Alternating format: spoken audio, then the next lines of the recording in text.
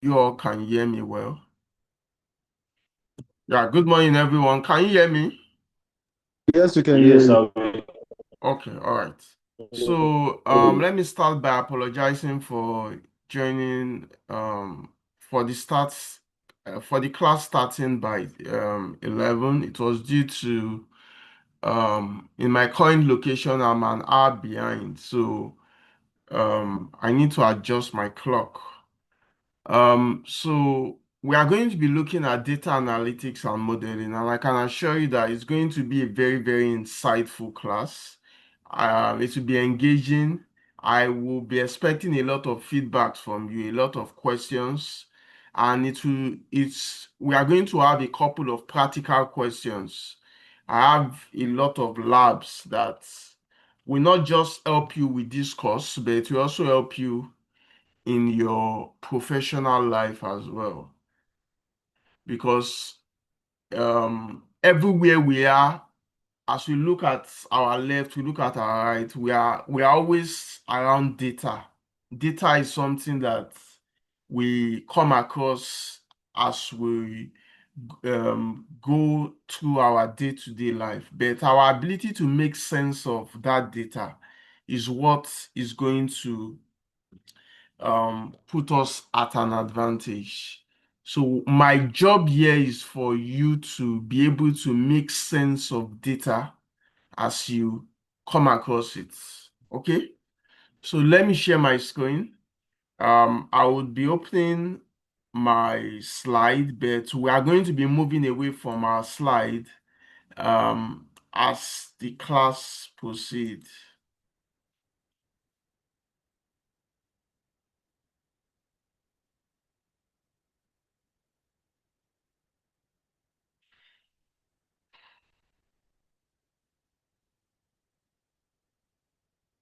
Okay, so let me share now.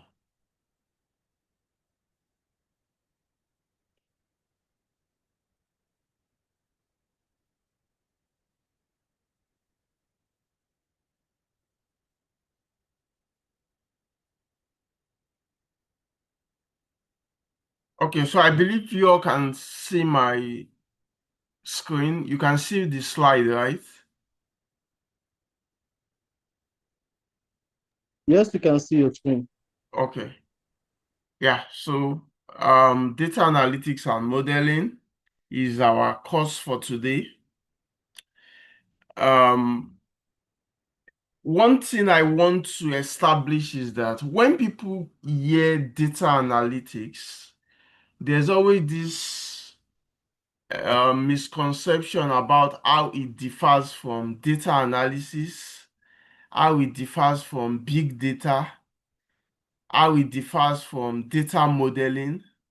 So it's always important that we know where to draw the line.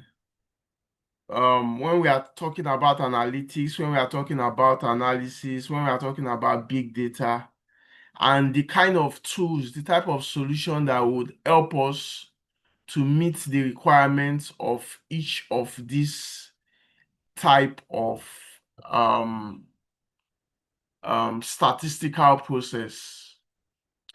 So we are looking at data analytics and modeling, but data analysis is a subset of this.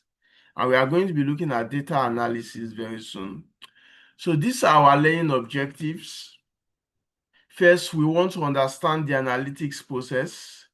We want to be able to explain business intelligence concept. Underline that word business intelligence because we are going to be going into Power BI very soon. We also want to know how to describe analytics model and types. We want to use analytics for decision making. I want to understand web analytics and metrics. Web analytics and metrics. These are our learning objectives. So at the end of this course, we are going to check if we are going to evaluate ourselves on these objectives to see if we've been able to, we can intelligently speak on these objectives.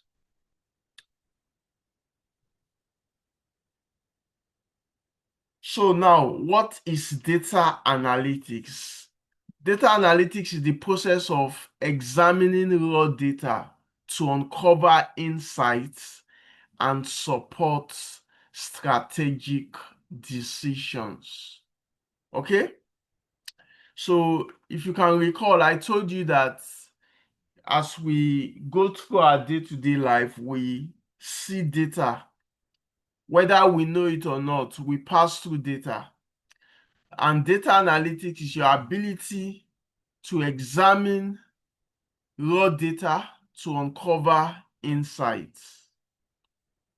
And we can see the processes here: collecting data, analyzing data, interpreting data, and supporting business decisions. Please go ahead, Edie. Hello, good morning. Please, just your slide.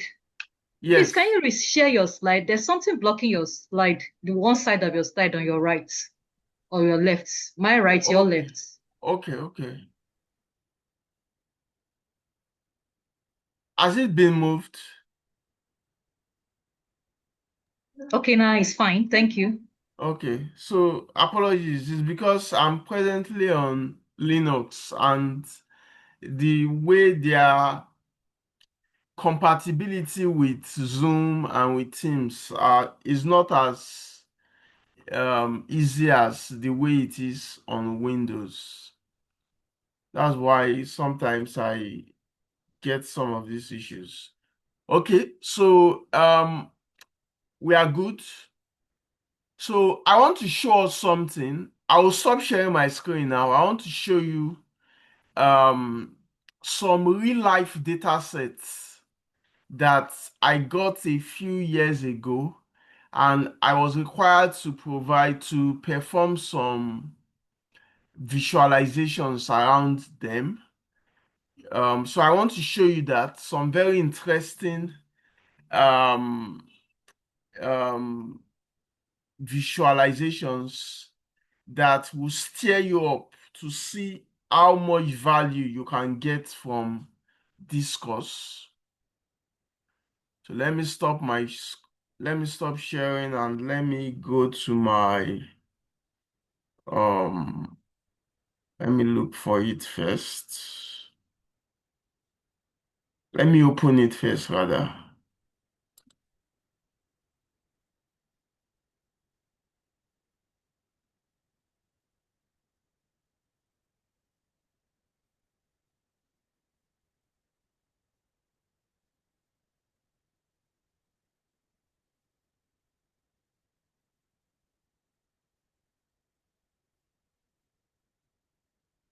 Okay.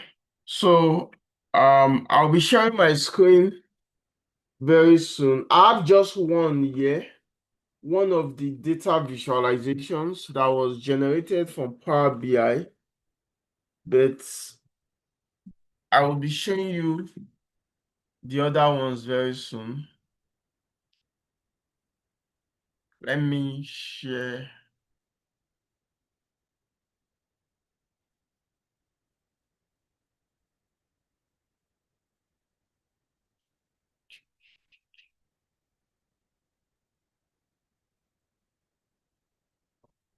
Um,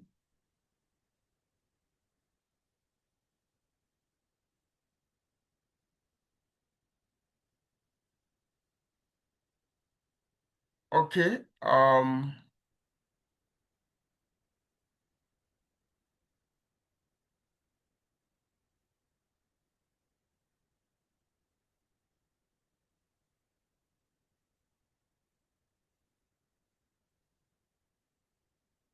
Okay, so I'm sharing my screen now.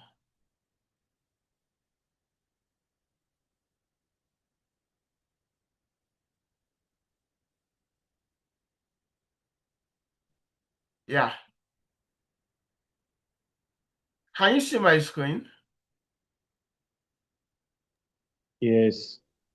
Yeah, so you can see this is a dashboard that I created from the attrition, a dashboard from real data.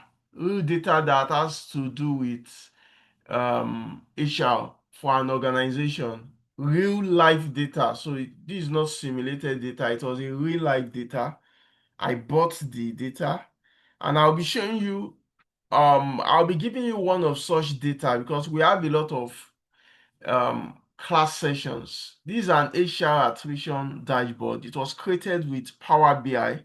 We are going to be seeing Power BI very soon. This is one. Let me show you another one. Okay, can you see the project management dashboard? Did it change, or are you still on the HR attrition dashboard? Has it It has changed to changed. project It has management? It changed. has Yes. changed. Okay, okay. So this is a project management dashboard as well. If I should move again, this is for cricket. For cricket dashboard. Cricket is very the guy I bought the data set from is an Indian man, and I wanted the sports dashboard. He had the one for cricket, and um we're able to visualize it with this.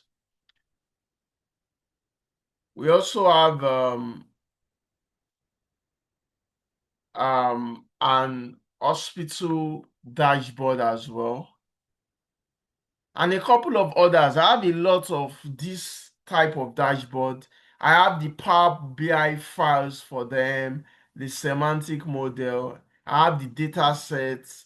I've documented all the steps to achieve them and the like. So just imagine if you can do some of these things um all by yourself, like you are becoming a data engineer. When people say they are a data engineer, it's because they are able to manipulate data. It's because they can go through those steps that we add. Let me go to my slide again. When you say you are a data engineer, it's not just um something for mouth. It's because you know how to collect data, you know how to analyze data, you know how to interpret the result, and you know how to use it to support business decisions. That's what makes you a data engineer. Okay?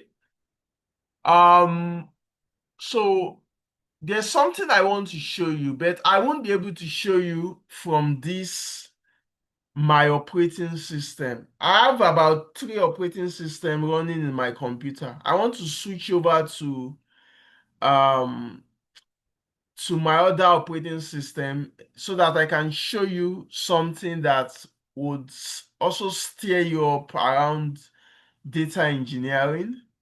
Um, so let me move to the other operating system so that you'll be able to see what I'm speaking about very clearly.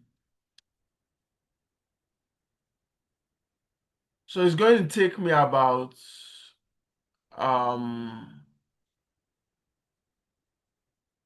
okay, so let me show you that when we go on our break, because of our time, because of my time, let me just continue. Then when we go on break, when I come back, I'll be in another operating system, and I'll be able to show you what I wanted to show you. So I was involved in a project a couple of years ago, and um, we were producing visuals for that project. And I was one of the coordinators for that project. It was a Wikipedia-based project. We were three. One, one of us was in Tanzania. The second person was is a Nigerian, but is based in the UK. Then I was the only one that was situated in Nigeria at that time. And we had a lot of data we had a lot of real life data. And one thing I did was I loaded the data into Power BI. I did a little bit of tweaking to the data, and I was able to produce a dashboard that was that contains very good visuals. I'll show you the dashboard in when we come back from our break so that you see what I'm talking about. The dashboard showed all the active Wikipedians we have, the number of contributions across different Wikipedia language platforms, and the likes. And when members of my team and the entire Wikipedia community saw that dashboard, they were really excited about it. And by the time we were having the next edition of that project, they paid every one of us, they gave us some kind of compensation for our inputs to the project, just like to support us. In the first iteration, we were not motivated financially. But by the time we were doing it again, because we were able to show value and we were able to use this data visualization as a means of showing our value, and we made sense out of that data that was available to everyone, they saw the need to, I wouldn't say compensate, because we were not doing it for the compensation, but you get the point. We actually got um we got a little dollars for what we were doing. So the point I'm making here is that take what we are doing here very serious, because both in your professional life and every aspect of your life, you will always come across data. Data analytics is an interdisciplinary course. This course is interdisciplinary because irrespective of where you find yourself, you are going to have a need to analyze data, irrespective of where you find yourself. Another example, before I continue with my slide, yesterday, and another thing is that you need to be able to understand the type of data that you have around yourself, and you need to also know the type of analytical procedure that works with your type of data. That is very key. So I think it was last week or it was earlier this week, I got the news. You can still hear me, right? Can you hear me? We are still together, right? Yes, I can hear you. Okay. Earlier this week, I got every one of us, we got the news that that um that the that CAF, I mean, if you follow football, you know what CAF is. The people that organizes AFCON, we got the news that they handed over the AFCON 2025 trophy from Morocco, I mean from Senegal to Morocco, right? And when I heard the that particular news, the first thing that came to my mind was everyone were shouting that there is an hosting bias. This. Morocco are cheating their way to get the trophy and the likes. But I sat on my chair as a data engineer. I thought about this thing that since AFCON started in the year 1957, we've been having different hosts every year. And I could also remember that before AFCON 2025, the last AFCON, the one that held in 2024, but it was actually meant to hold in 2023, that was hosted by Ivory Coast, Cote d'Ivoire. Cote d'Ivoire also won. They hosted and they also won. So, and I could remember that in Nigeria at that time, some people were saying that Cote d'Ivoire used voodoo. I think it was Nigeria that they played in the final. So, I was saying that my thoughts were that since AFCON started, that is there actually a significant bias from a statistical point of view that says that the hosts are usually um, at an advantage to always win, or is it just something that we have in our mind? And because of that, I collected data, freely available data, on the teams that have hosted AFCON since 1957 when AFCON started. I collected data on the teams that have won AFCON since 1957. And I also collected data on the number of teams that have been participating in each of those AFCON since 1957. And I analyzed the data to see if there is any significance in the finding. And I performed several analyses on that data. I performed about 4 different analyses on that data, and I came to some conclusion.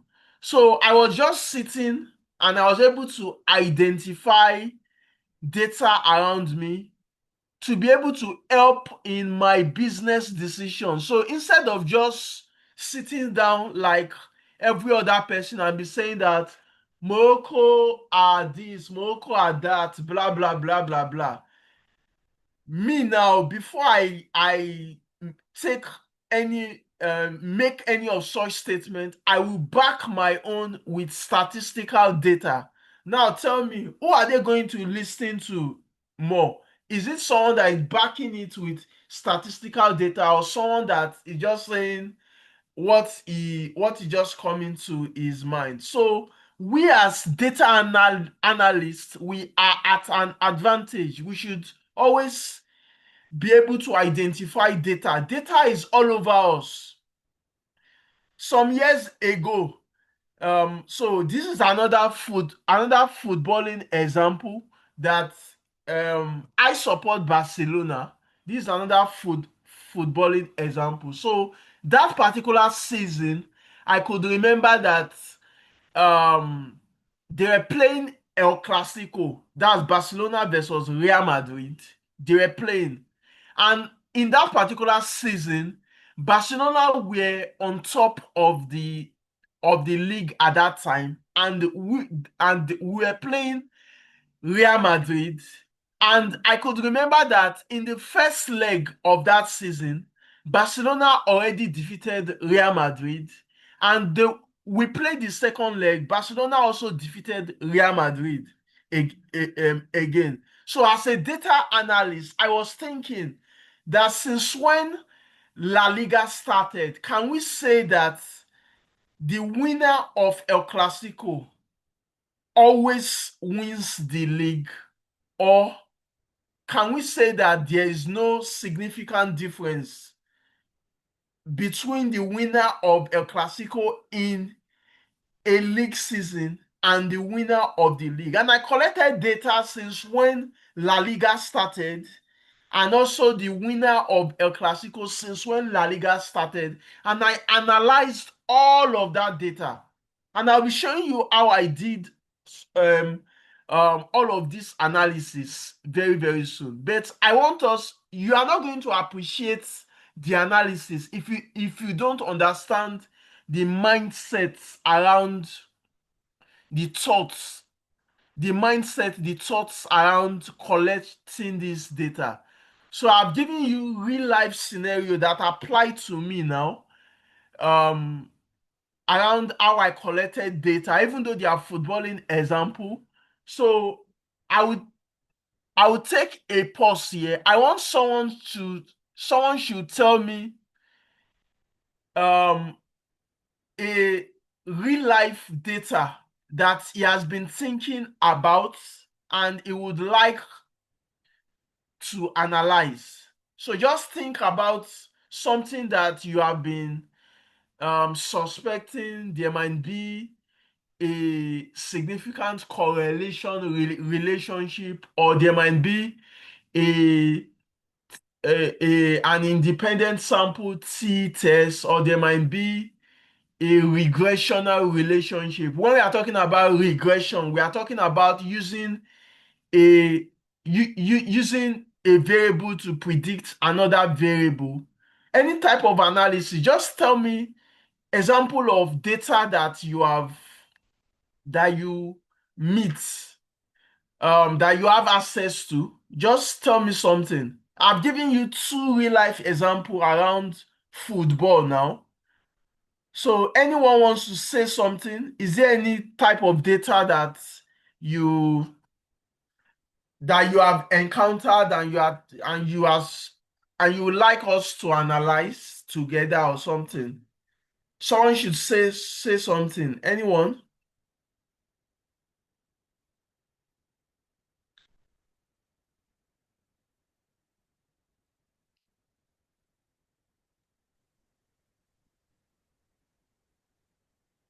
Anyone. I'm waiting. Anyone.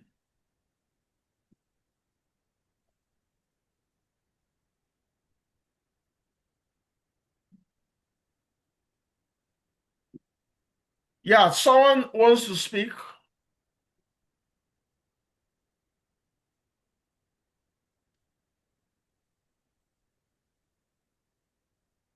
Please, what time is our break? What time is our break?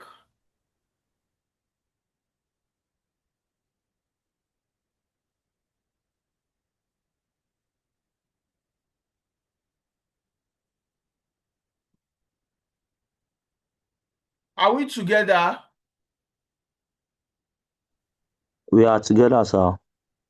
Okay. Do we understand all what I've been saying since? Yes, sir, we understand. Yes, sir. We are Okay. with you, sir. Okay.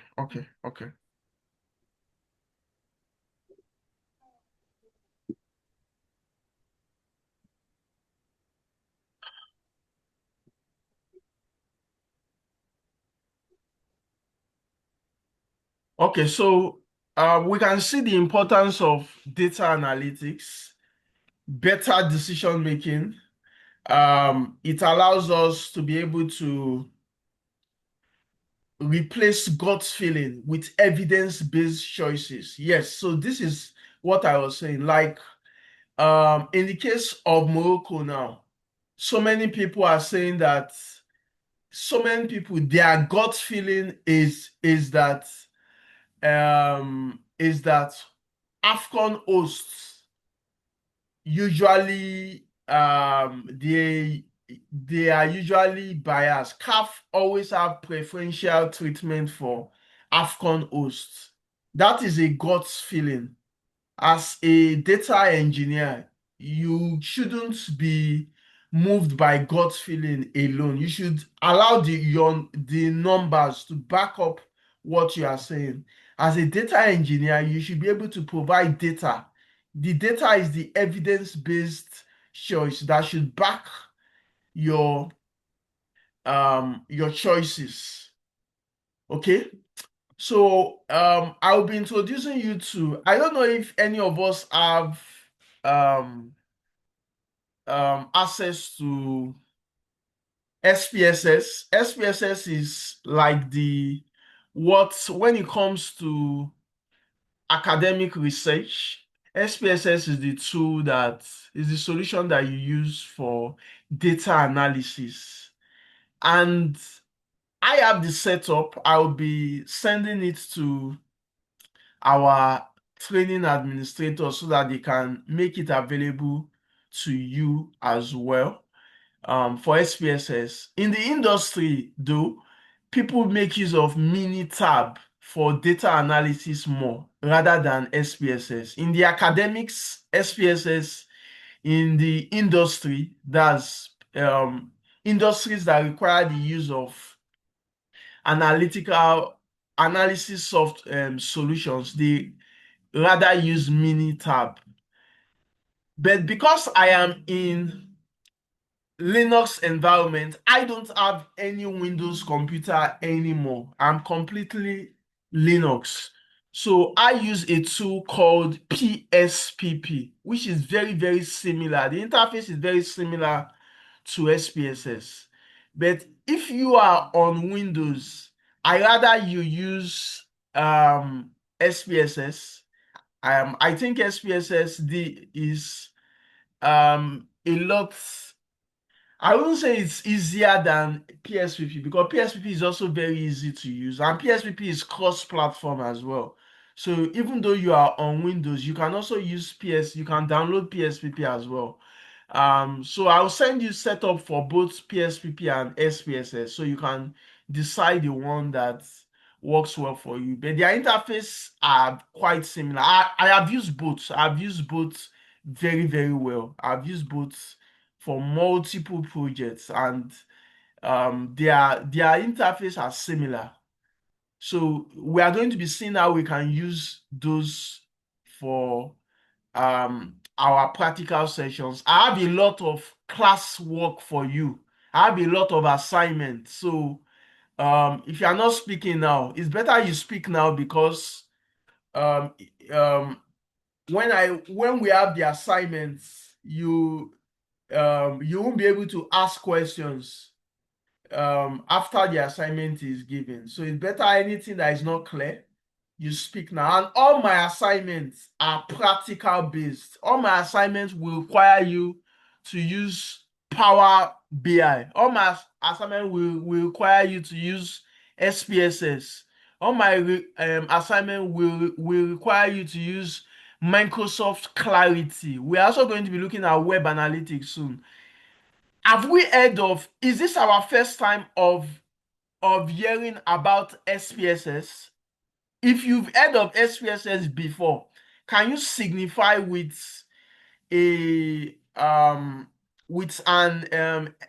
with an emoji if you've heard of SPSS before?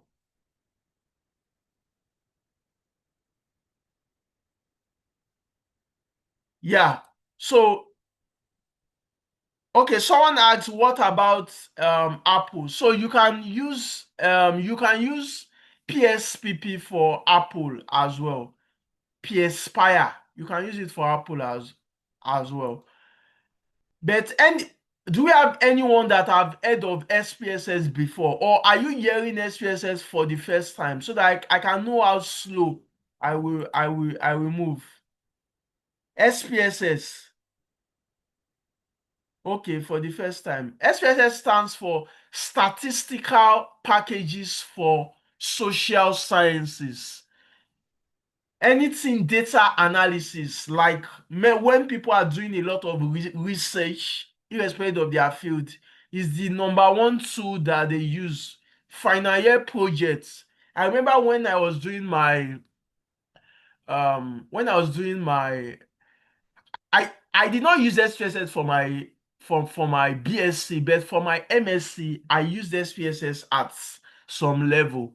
So I remember when I was doing it, virtually a lot of people in my department that needed to do some kind of data and analysis when they are collecting data, maybe using questionnaire or collecting raw data from log files. SPSS was like what everyone was using, everyone. So it's something that is incredibly useful. I have I'll send you the setup. It's not free. It's not free, but I think I have a cracked version. But if you don't want to use the cracked version, I rather you just use PSPire. So I'll be showing you that very soon. Um, so apart from Tisha Edie, do we have any other person that um I that have you heard of SPSS before, or is this your first time? I want another person should respond. I've heard of it, but I've not used it before. Okay, okay, all right, that's fine.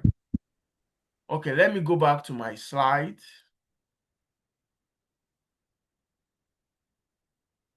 Oh, great. So someone has been using it. That's good. That's good. That's good. So tell me, what have you been using it for? Can you just tell me what you use it for?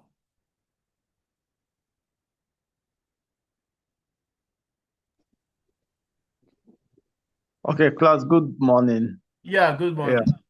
okay, I'm Chijoke from Abia. I Okay, used it once for my project work during my MSc level, okay, where I used to analyze the children nutritional status of children.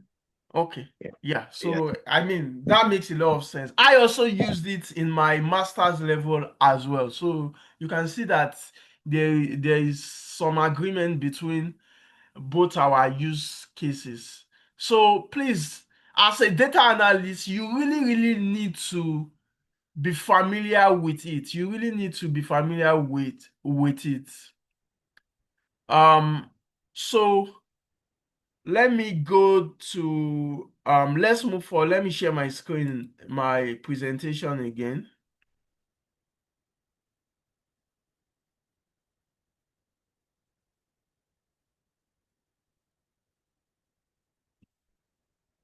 Okay, so for better decision making is very key. Is very key. Usually, when you use SPSS to perform an analysis like to show correlation relationship or to run a t-test, there's what we usually call null hypothesis and alternate hypothesis. And you hear things like um, it showed we it showed there was no significant difference between this and that, and because of that we rejected the null hypothesis that said that blah blah blah blah blah, and accepted the alternate hypothesis that said this. And by accepting the alternate hypothesis, we are kind of like making an evidence-based choice. Okay, so it helps with better decision making. Then efficiency gain. I could remember one of the first professional applications that I had with data analysis was a couple of years back. One organization that I was involved with, we were selling Minitab to a manufacturing company. And the reason why the manufacturing company wanted Minitab was because they wanted to use it for data quality tests. Data quality tests. You can also use SPSS and PSPire for data quality tests. So you know that um, that particular manufacturing company, they manufacture, I don't want to mention what they manufacture, but their manufacturing process is divided in different stages. And for each stage, there's a particular temperature that is checked. There's a particular concentration of certain chemicals that is checked and the like. So they need to confirm that all of these um all of these checks are within a particular threshold before moving to another stage. We use Minitab and they use Minitab for that. And when it falls out of line, they are able to know when they need to perform um they know when they need to optimize their processes. So this efficiency gains is particularly useful in the professional world. Trend spotting, when you see that there's a trend, something is going up, you can know um how you can determine if it will continue going up or it will come down. Like there's an executive KPI that I worked on. Let me see if I can show you that.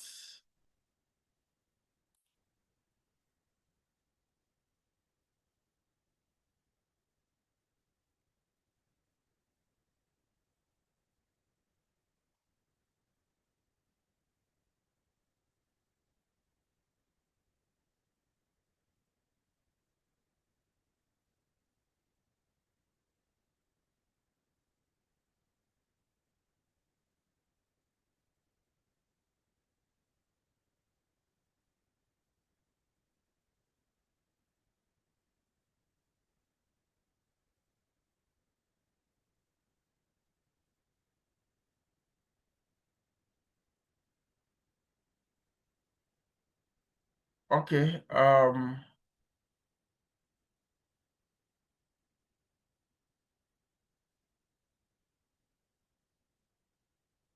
Okay, so I will show you that after our break though. So after our break, I will be moving to Power BI and I will show you, I will log in into Power BI and I will show you in my other operating system so that you would see what I am speaking about clearly. Okay, so uh,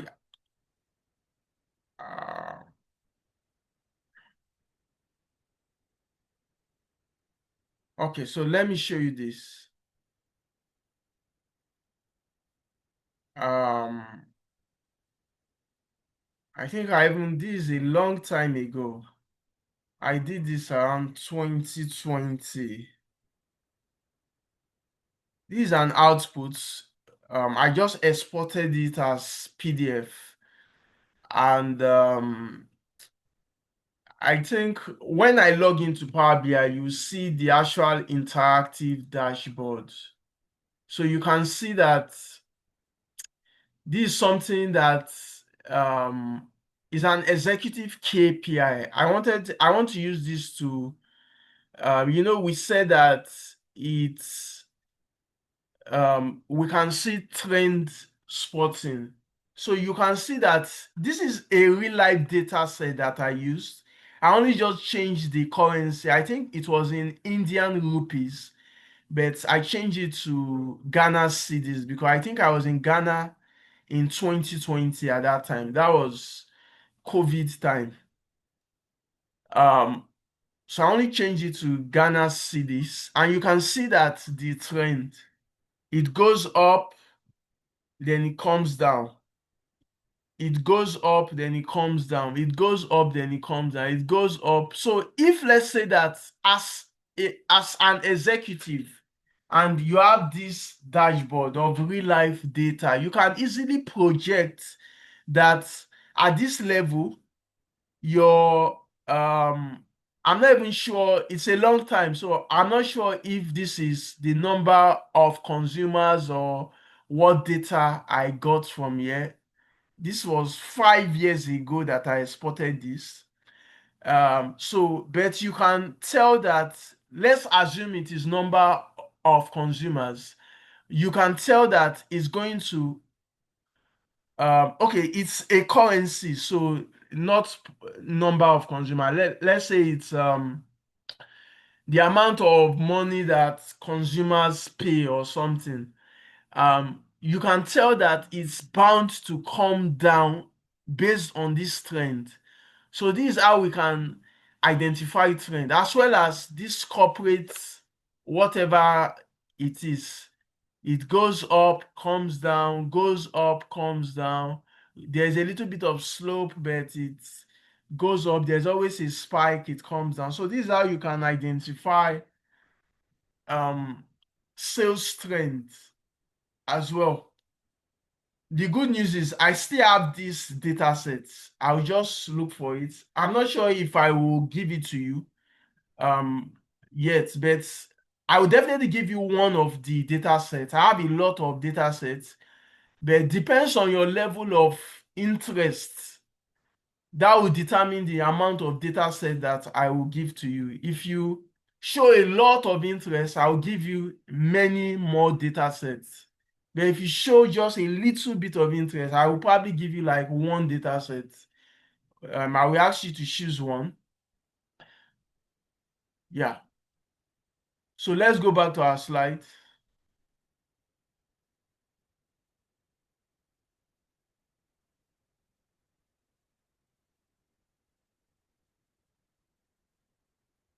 Please, what time is our break? Oh, what time is our break?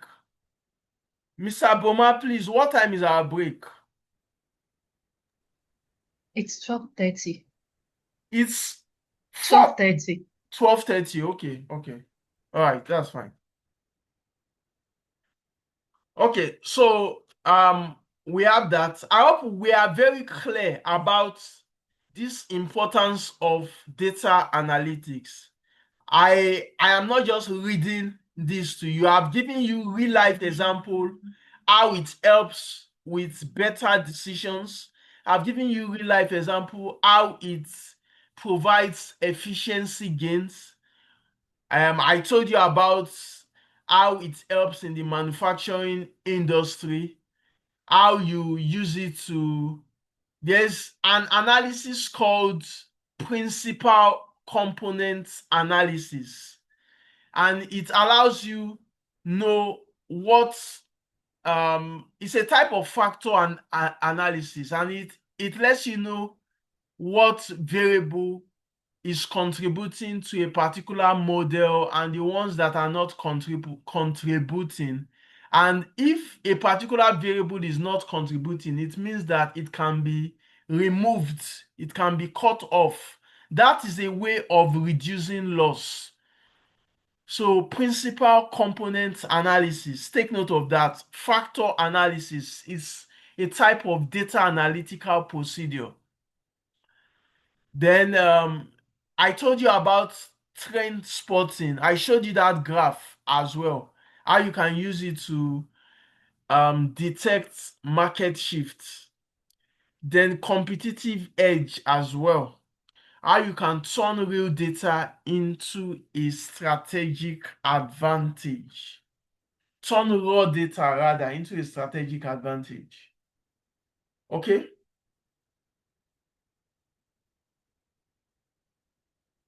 Oh, let me do slideshow.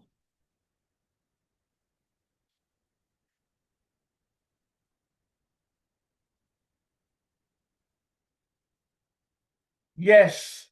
So we have big data, big data.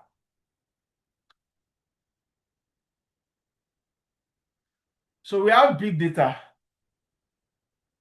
What do we mean by big data? Big data is referring to extremely large data sets that organizations use, that organizations analyze to uncover patterns, insights. Let me give you an example. So let's say you have an application. Let me use this. Let's say you are a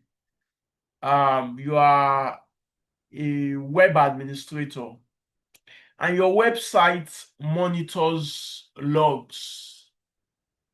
And let's say you don't have a SIM tool. That's what I mean by SIM is security incidents and event management. You don't have a SIM tool. You just have logs. Logs. That's log on security logs. You just have system logs, you just have application logs and different categories of logs, authentication logs, like that. Most times, all of these logs, they can be unstructured. It can be difficult to make sense out of this log. That's a perfect example of big data, because if you should just pick the log data in itself, you might not be able to make so much sense out of it. And they are usually extremely large, especially when you have a lot of users using the application. Let's say it's a very huge enterprise application. And there are specific tools that helps you to interpret big data information. And big data can be structured, it can be unstructured, it can be semi-structured. So big data in itself is simply speaking to data that is just generated. I mean, people talk about social media data. Let's say an organization like Facebook, for example, that have billions of users. So they can have specific information around user behavior that they lodge into a big data solution to make sense out of it. When we are talking about big data, there are tools that are specialized for this. Apache have a couple of tools. Microsoft have some offerings. Amazon have some offering. One very popular tool that I usually use is Spark. Apache Spark. It's a very popular big data solution, and there are a couple of others as well um, for big data. We can see the procedure, the velocity, the volume rather. It's usually a lot of data. The velocity, they come in with high intensity. The variety, so it can be very unstructured.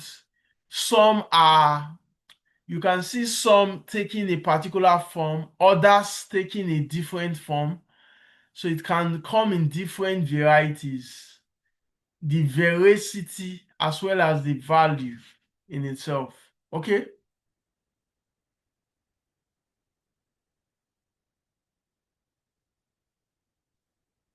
So we have role of data in organizations: understand customers, predict market trends, improve in operation. I've spoken a lot about some of this already.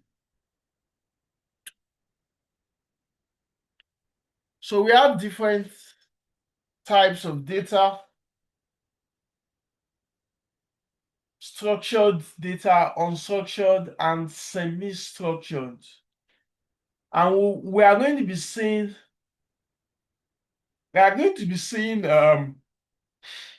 we have scenarios for structured and semi-structured. I currently don't have a data set to give you for unstructured, but in the case of unstructured, we have no predefined format. It can be emails.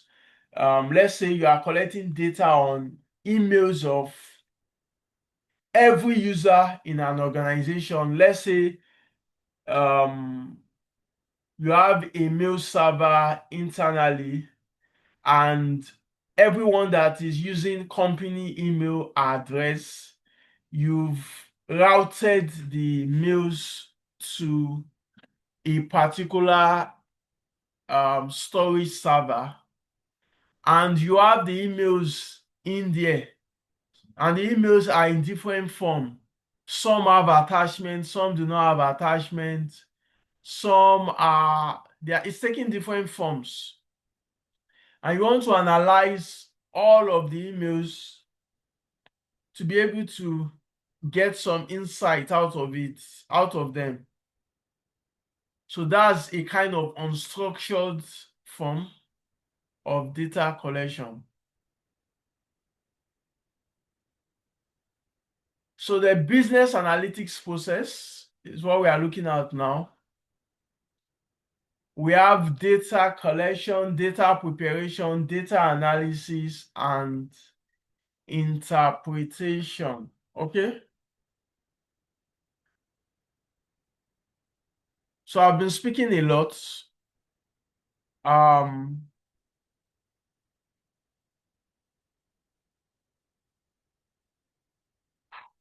Let's do I wanted us to do our practical session after our break, but so that we can take some kind of breather, I would I would be going to my browser now so that you will just see how our PSPP interface look like, just like a way of having a breather, like a 5 minutes break or something.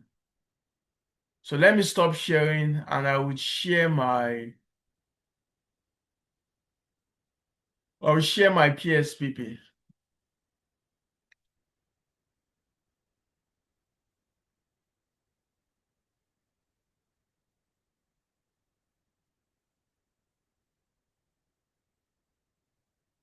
So for those of us that have never seen SPSS before, or you have never seen PSPP before, let me share my screen.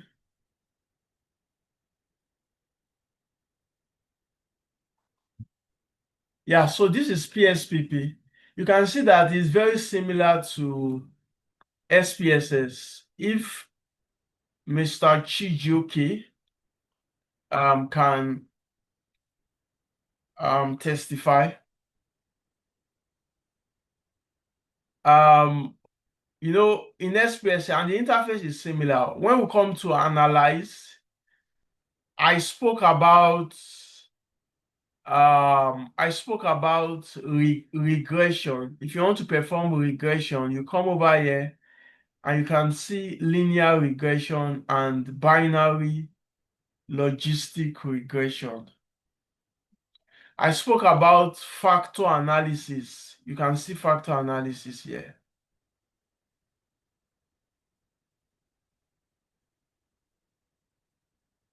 I spoke about independent sample t-test. Okay, this is k-sample, but for independent sample, we have them here. Independent sample t-test. You can see one-way ANOVA. And ANOVA is analysis of variance. Then for correlation, we have bivariate correlation. Bivariate correlation means you have two variables. You want to compare correlation coefficient between two variables.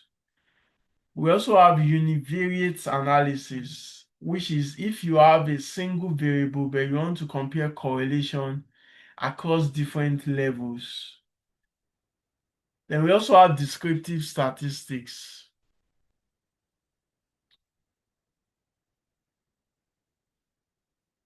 Then we have transformation of data is also very key. It's part of our data analytics steps. You can recode into the same variable. You can recode into different variable. You can rank cases. You can count. You can compute. Let me ask this question. So we spoke about data transformation as being one of the important aspects of we spoke about data transformation being one of the important steps in the business analysis process. Before I give any explanation, let me ask, why do we need to prepare data? So I know data collection is very straightforward. The reason why we have to collect data because we need to have something that we want to analyze. I mean, that is self-explanatory. But for data preparation, and I need to get response, why do we need to prepare data? Why do we need to transform data? A subset of data preparation is data transformation. So why do we need to transform data? The floor is open. Oh, Mr. Ahmad, your answer is, please go ahead.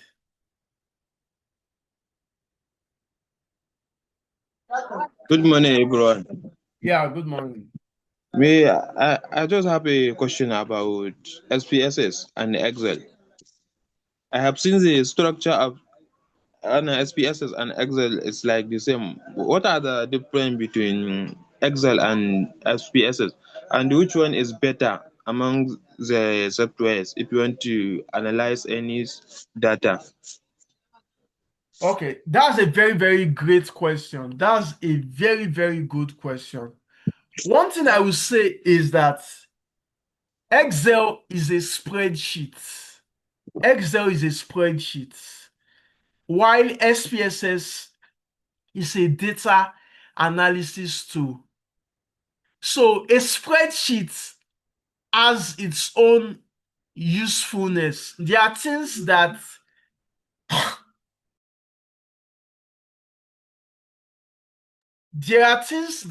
a spreadsheet can do for you that a data analysis tool will not do for you.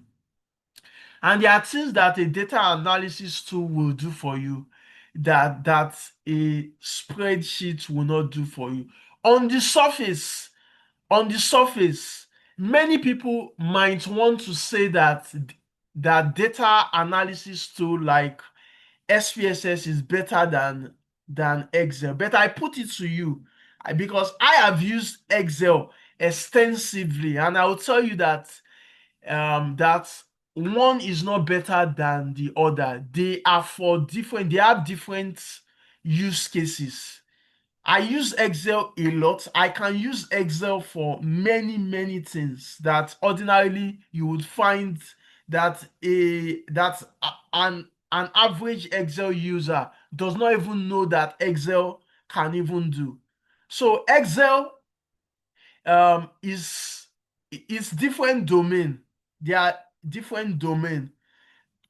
Um, but because our emphasis here is on data analysis, data analytics, and the like. So, with respect to data analysis, with respect to data analytics, SPSS is better. With respect to data analysis, mark my words, with respect to data analysis, I'm not saying um, that SPSS is better in all things because Excel is not in the market as a data analysis tool.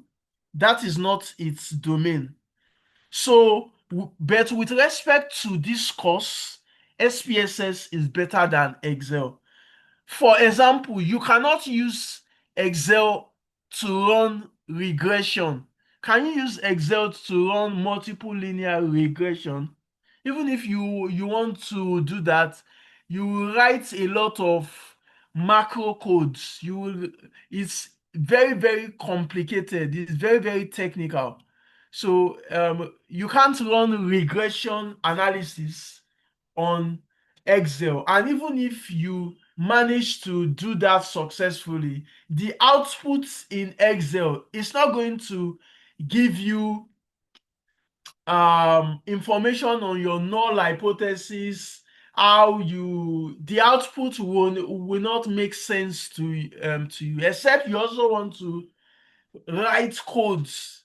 But I mean, if you are writing a lot of codes, then you are you are forcing it to do what it was not made um to do. Another thing I would say is that Excel function as a data um as a data as a data source for SPSS. So you can collect your data in Excel, import it into um into SPSS.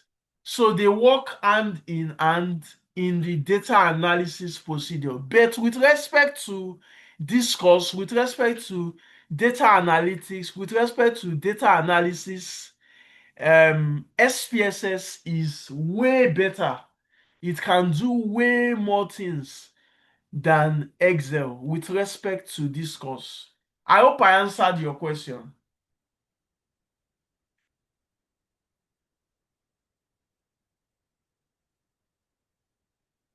Yes. Okay. One question I even think that you might want to ask later is comparing Power BI and SPSS. But I will not even want to respond to that question now until we have done practical sessions, labs for both, so that you would be able to see clearly how um, the overlap and how and the differences around them.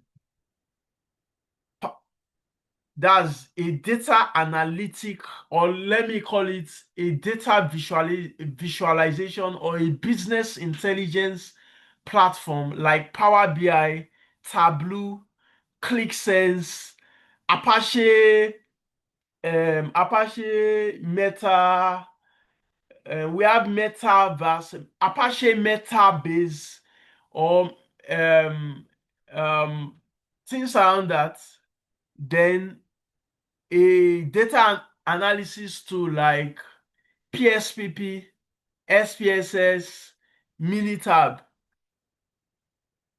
Okay, so um, so I asked a question. Why do we need data preparation? Why do we need data transformation? I showed you in PSPP the options for recoding into a different variable. I showed you the option for recoding into same variable. So why do we need to do all of that recoding, all of this preparation? Even in Power BI, after you've imported a data source or you've added a data source, there's always a data transformation step before you create your semantic model. Why do we need to do all of that? The floor is opened. I need a response.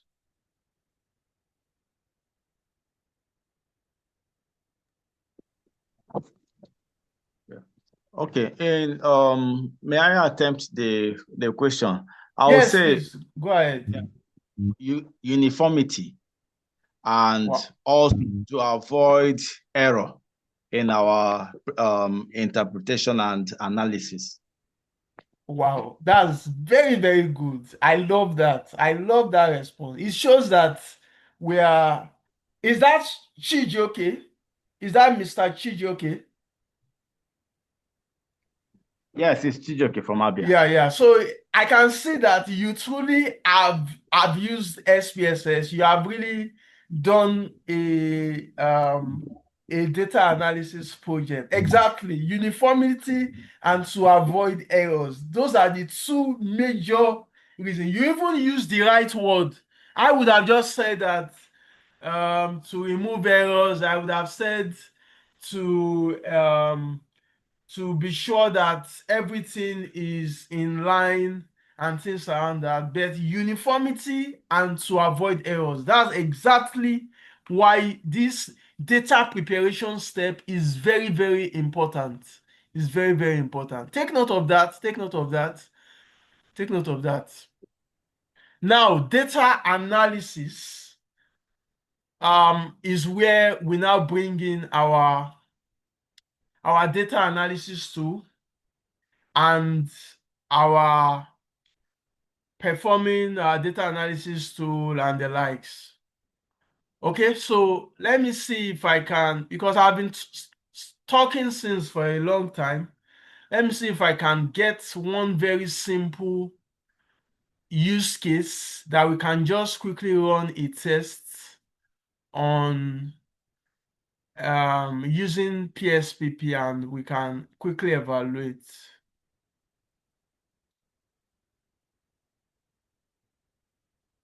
Let me stop sharing.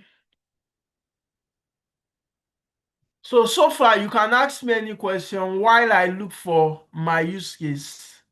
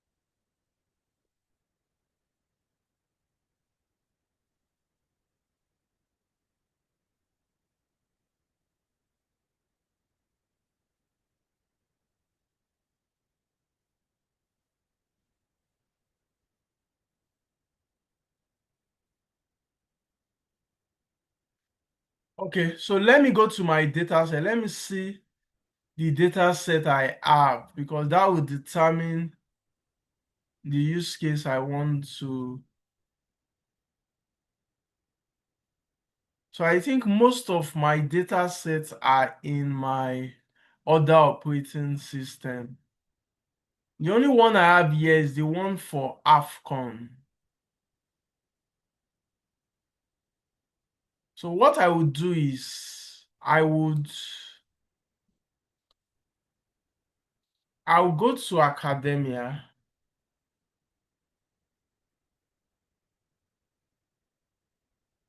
Um, Let me see.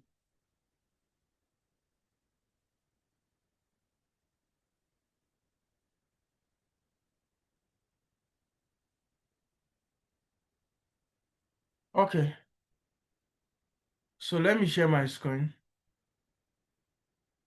This is a draft. Let me share my screen.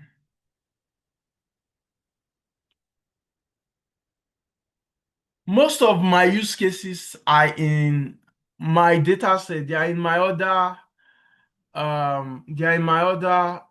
operating system. But the reason why I am in this operating system is that this system is a lot faster than the other one for a Zoom call. If I'm on in that operating system, I'm not sure. I've not used Zoom there before.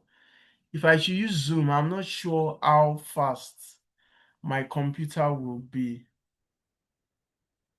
but we'll see how it goes. So I just want to show you um what I spoke about. This was typed like more than 5 years ago. That was when I put this together. Um, you can see the data that I was speaking about and the selection of the analysis, chi-square was used, and the reason I'm using chi-square is because of the type of data.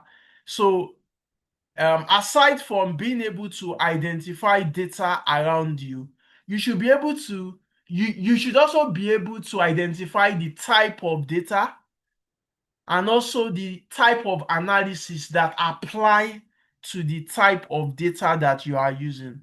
What do I mean by the type of data? We have different type of data. We have nominal variables, we have ordinal variables, we have numerical variables, which can be scale which can be ratio or what's the other one? Ratio or anyone wants to help me? Ratio, there are two types of numeric. Ratio or what's the other one?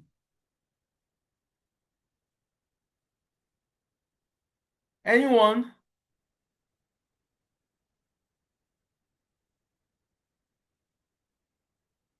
Anyone? We have four different types of variables. I spoke about nominal, ordinal, then ratio, then there's another one, the last one. What's it called? What's it called? Anyone?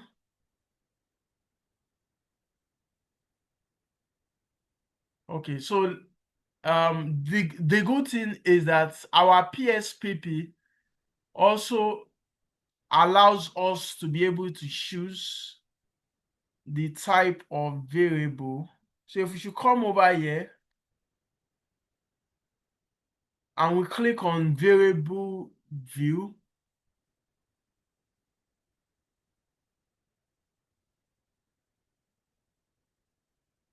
okay, let's say we add name.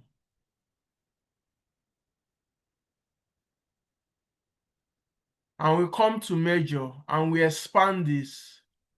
You can see nominal, ordinal, and scale. Yes, I think it's scale that I was looking for.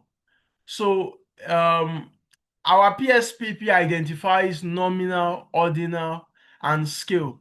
But in in many data analysis material, they will tell you that we actually have four: nominal, ordinal, scale, and ratio. They will say we have four and ratio. There's no ratio here, but there's usually ratio in some other data analytics, in some other data analysis too.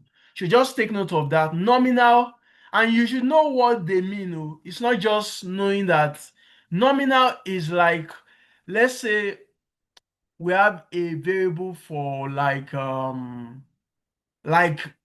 gender, male, female, boys, girls. Boys is not higher than girls. Girls is not higher than boys. So they are on the same level. So that's why it is nominal. Nominal is from name. So that's why it's a nominal variable. So when you have something like gender, gender is an example of a nominal variable. When we are talking about ordinal, ordinal means they are in an order. So and it can either be in ascending or in descending order. A very good example of an ordinal variable is your Likert scale. Likert scale.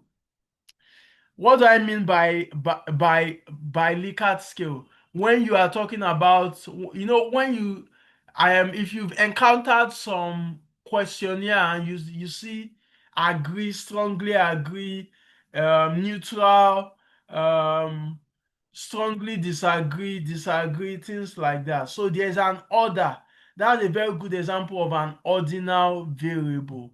In the case of scale, scale is the numerical variable that is, let's say you are evaluating, you have a variable for student scores, their scores, for example. That's an example of a scale variable. The score, let's say the score can accept values like 80 over 100 or 75, 60, and things like that. That's what example of what you classify as scale. So you should be able to know the type of variable you are getting. Sometimes you might want to perform some analysis, and the analysis can only be performed on with some particular type of data. What do I mean?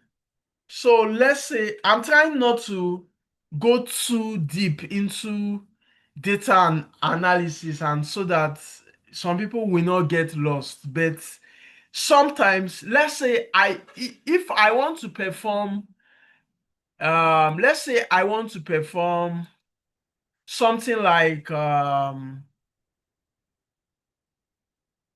let's say I want to perform crosstabs. Um, let's say I want to perform chi-square, an analysis such as chi-square. Okay, so let me use an example for the data transformation. Then I would now um, explain, provide clarity on um, on on why the transformation is bound to happen. So let's say I want to perform something like, I want to perform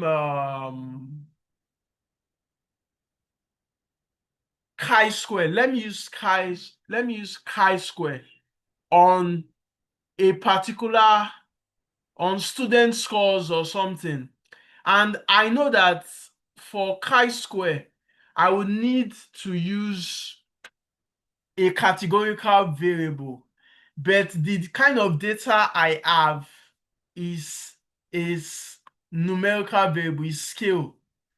Let's say I have student scores like 81, 83, 73, 51, 58, and things like that. I might need to transform that data into another data. So I can go to transform, I can recode into a different variable. I can now transform it into low high and very high, or I can transform it to brilliant, um, moderate, or something. Then I can now choose a category. I can specify that all students that score between 99 to to um to 70, I will categorize it as distinction, or I can categorize it as A. I can categorize it as A. Then all students that score between 60 to 70, I will categorize it as B. Then all students that score between um 50 to 60, I can categorize it as C. You know, the way WAEC does its thing. I mean, so that is even a very, very good example. So our WAEC now. So for our WAEC, nobody knows what you actually score. Or do you know your actual WAEC score?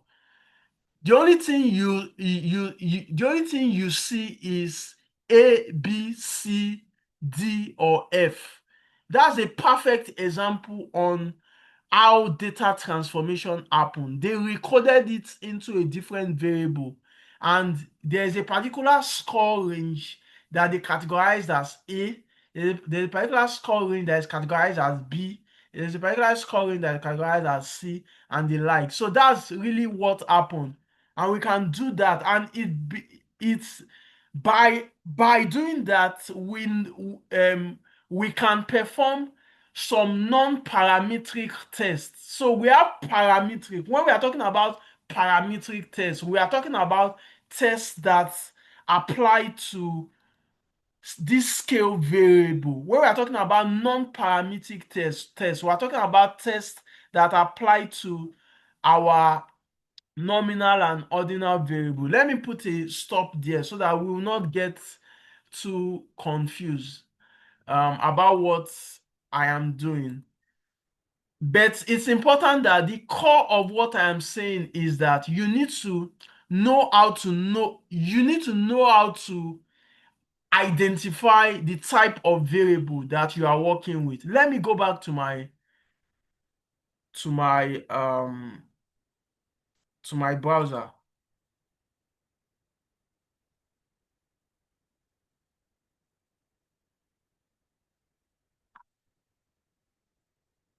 Just give me a moment.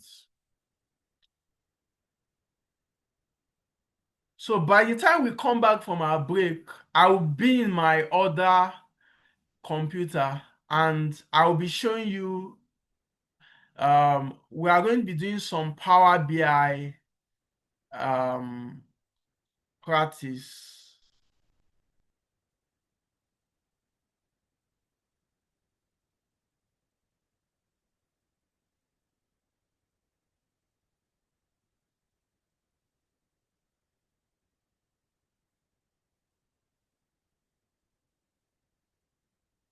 Okay, so let me share my screen. We have just 5 minutes, about 5 minutes before we go on our break.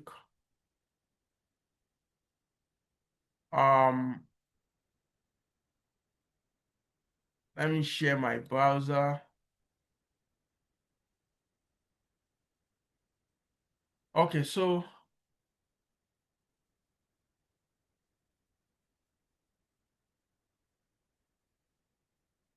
this, as I said, this was the quick analysis that was done. You can see data used in the study, and you can see how the data is. So what I really wanted you to actually get from this particular study is that the reason why I was able to perform a chi-square test, the major reason why I'm opening this for you is that the reason why I was able to perform a chi-square test is because of the type of variable. It's because of the type of variable. You can see that we have season, we have El Clasico winner. The winner is either um, the winner is either Real Madrid, Barcelona, or it was a draw. So there are three levels to this El Clasico winner variable. So who can tell me the type of variable? Is this, will you say this is nominal? Will you say this is ordinal? Or will you say this is um, ratio? Or will you say this is scale? What type of variable will you call this? This El Clasico winner. Then we can see the La Liga winner. So both of this was used for the crosstabs. Both of this was used for the crosstabs to be able to determine if there was a significant result.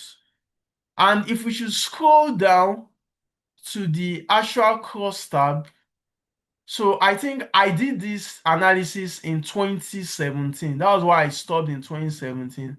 That's like 18, 19, 20, about 9 years ago. That's a long time. That was when this was actually written.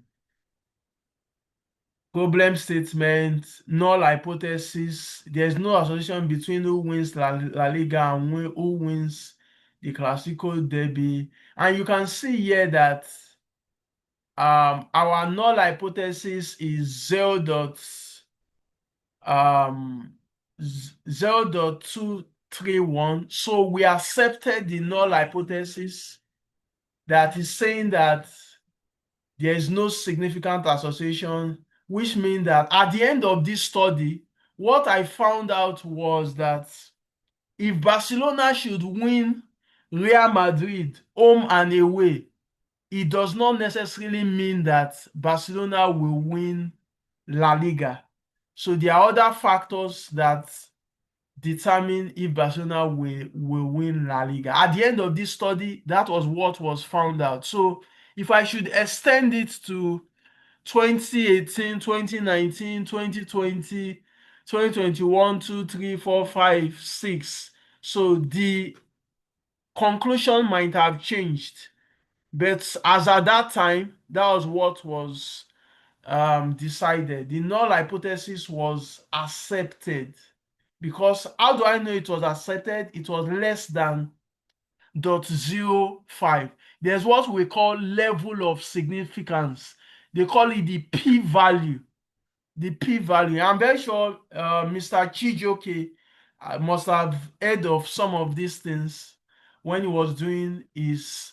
The truth of the matter is that if you want to do data analysis well, a single day class will not be enough. But um, we have AI nowadays. You have several materials. I'll be sending you a lot of data set and materials so you can read on your own and explore it further. But I just want you to appreciate what we are doing here. So we have just 1 more minute remaining. If I should come over to the host factor in AFCON, I want you to see the type of data sets and associate it with what is to the type of analysis that is done.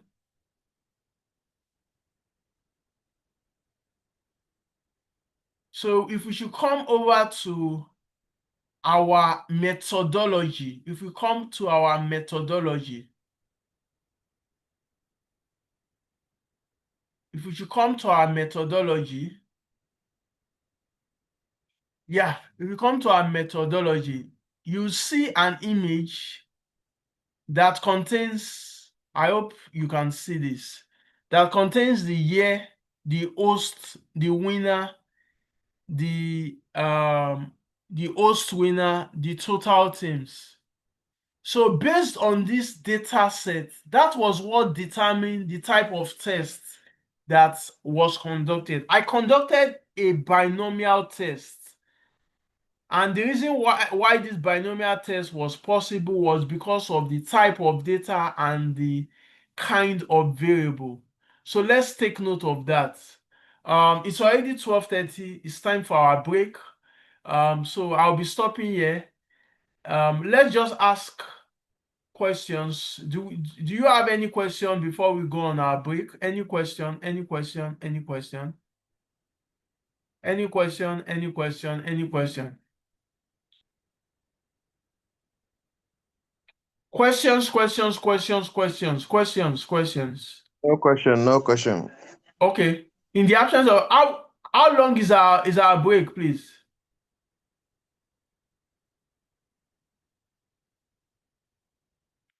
I think It's it's an 30 hour. minutes. Just 30 No, minutes, sir. 30 Okay, minutes. 30 minutes. 30 minutes. Okay. So we are going to be back by 1. So let's get ready. By 1, we are going to be back. Yeah, all right.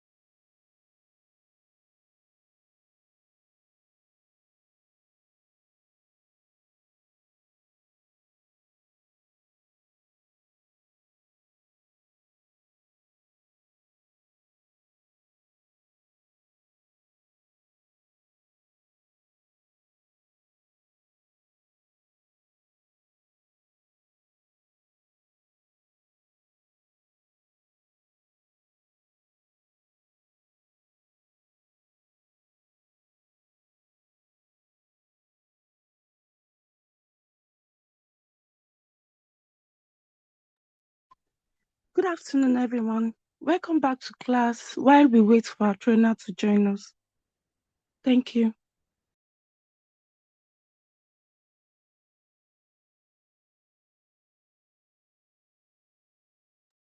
Okay, Mr. Yodkole, please, are you here? Hello, Hello, Mr. yes, Yodkole. please. Yes, Okay, please yes. take over. All right, take over, sir. All right. Thank you. Yeah, so welcome back from our break. I hope we were able to refresh ourselves. So we have just an hour remaining. I was told that we close by 2, and I always keep to time, or I try to keep to time. So I'll make sure that we try to round up all the key aspects of this course before we close for today. We might not be able to read through all the slides, but you would definitely have the slide, but I'll make sure that I emphasize on all the key aspects, which is why I'll be starting this way. I'm in my new operating system, so we are going to be looking at Power BI. I'll be logging into Power BI very soon. But before I do that, I want us to know 3 key things about this course that if you've gone through this course, you should at least know your way around these 3 platforms. You should have an account, you should have them installed, you should um know how to move around them. The first is business intelligence stroke data visualization. And the tool that we use for that with respect to this course is Power BI. Power BI. So if you don't have Power BI installed on your computer, install Power BI Desktop. Power BI Desktop is free if you are on Linux. I am on Windows. If you are on Windows, Power BI Desktop is free. So you can download it and work with it. I am on Linux. That's why I'll be using the cloud version, and there are some limitations around my own usage. But if you are on Windows, just install Power BI Desktop and you'll be free to do a lot of um visualization. So number 1, business intelligence. Please, let's take note of it. Then number 2 is data analysis. And the recommended tool that we are using for data analysis is SPSS or PSPP. SPSS or PSPP, IBM SPSS. So I'll be sending you the setup for SPSS. That's the second one. So you should at least be comfortable with performing basic analysis on SPSS. Then the third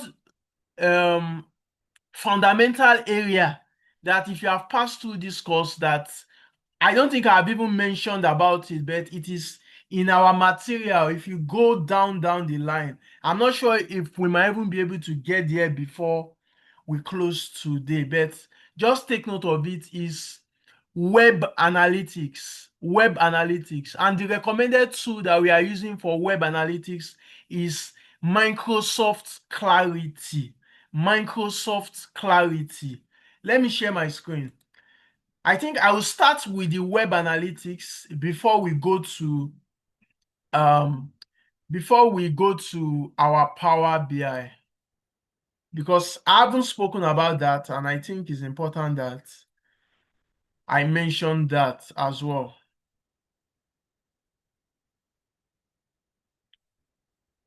Where's my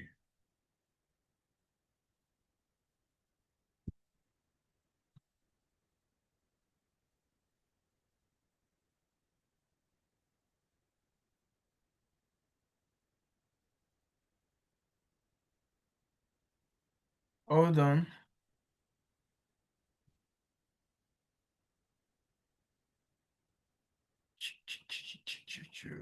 Screen share.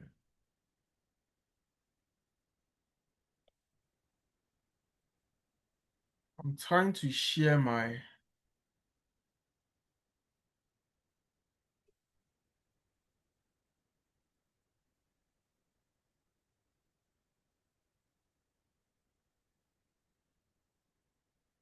I think,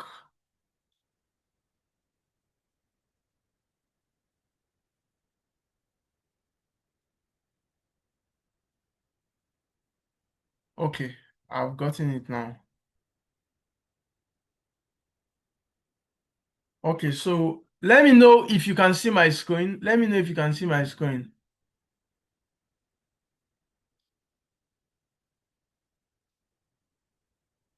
Can you see my screen?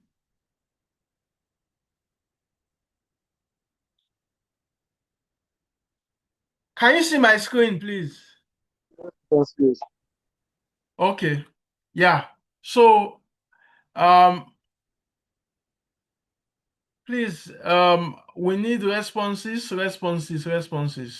So, you might be an IT engineer. You might be someone that you are directing an IT team. You might be a website administrator and things around that. It's always important that you have a platform that lets you know um analytical information around your website usage. And one tool that comes in handy that is highly recommended is Microsoft Clarity. I'll be logging into the platform now.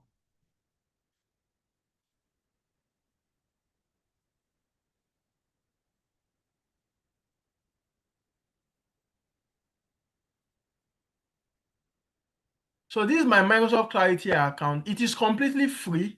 I already signed up, and this particular account, I use it for two of my personal sites. Um, this particular account. And the good thing about it is that it tells you um it gives you a lot of information about usage around your site, around which pages people come in from, which pages people go to, where people leave your site from, and the likes. And as a matter of fact, you can even see the live recording of users that are on your site. So if I should give you the URL of this site now, and you visit the site, I can see you as you are navigating through my site from this web analytic platform. And it's by Microsoft. It's very, very interesting. As long as um, you are not using, I am using Brave browser, and I have included some privacy restrictions. So because of my own type of privacy controls that are put in place in my browser, this tool might not be able to see me. But if you are using Chrome, you are using um, Microsoft Edge, if you are just a regular user and you have not taken um, extended step for your privacy, I will be able to see you to tell me that you are online, and I'll be able to see how you are moving from one page to the other. And we are going to be demonstrating this very, very soon. If I should, um, we have two sites here. I have two sites here.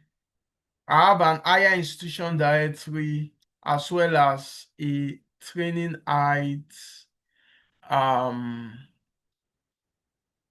as well as it's still loading. This computer is always slow for live recording, as well as the training height courses portal.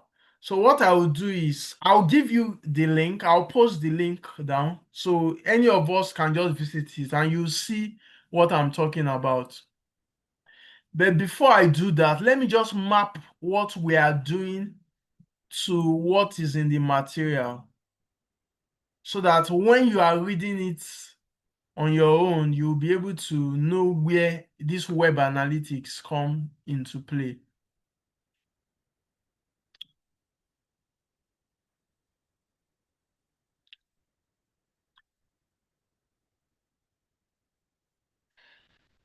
Okay, so that's page That's page 38. It's under page 38.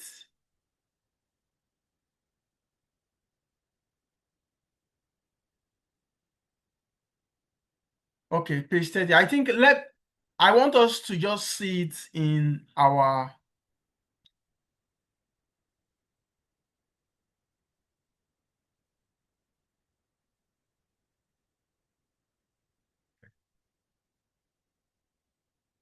oh,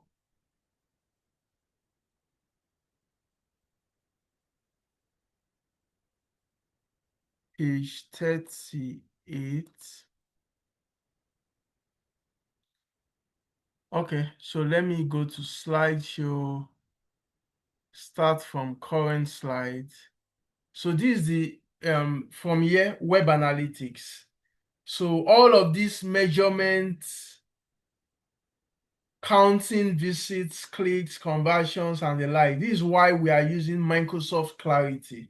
So if you are involved in any web-based project, or you are managing website administrators, you need a tool such as this. You need a tool such as this. And it's something that is taken for granted.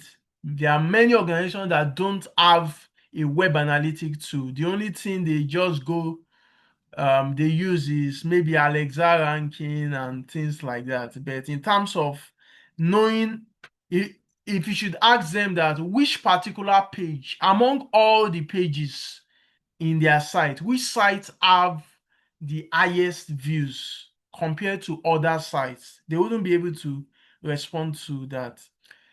If you should ask them that which sites do users always visit and they spend the lowest amount of time on, they wouldn't be able to provide the response. So that's where Microsoft Clarity come into play. And you can see the importance of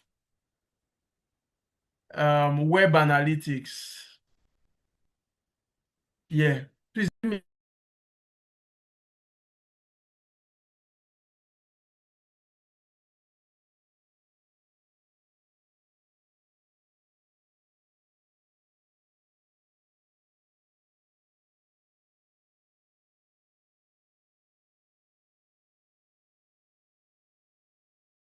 Okay, yeah, I'm back. I was smelling I thought something was burning. So, importance of web analytics. So you can see all of this importance. So now, without wasting much time, because we don't have time, let's go back to our um. If you have any question at any moment, feel free to ask. And don't forget those three key aspects of this course. That's the key takeaway. SPSS, Power BI, Microsoft Clarity. Don't forget those three.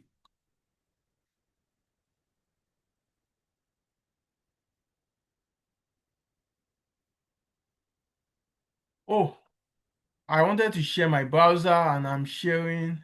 It's like I'm sharing the slide again.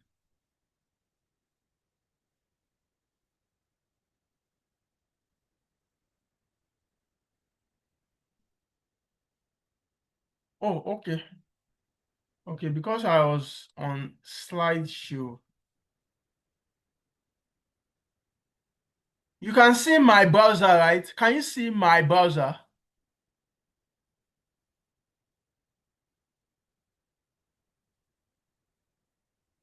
Can you see my browser?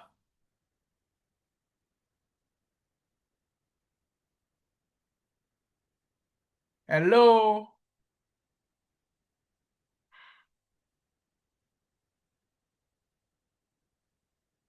Are we together? Yes, yes, sir. Yes, sir. Yes, sir. Yes, sir. Okay, okay, all right. Okay, so I added this site to this platform because of this class like 2 days ago, and it takes like a few minutes, like 30 minutes for it to propagate. All you need to do, if I want to add a new site, I'll just come over here, um, I'll come over to projects.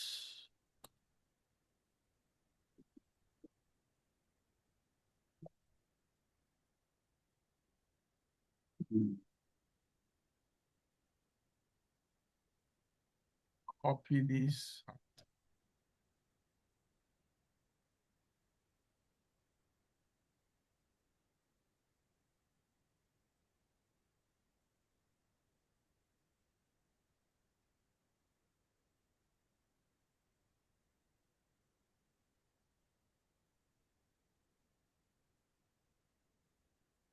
Okay, let me come here.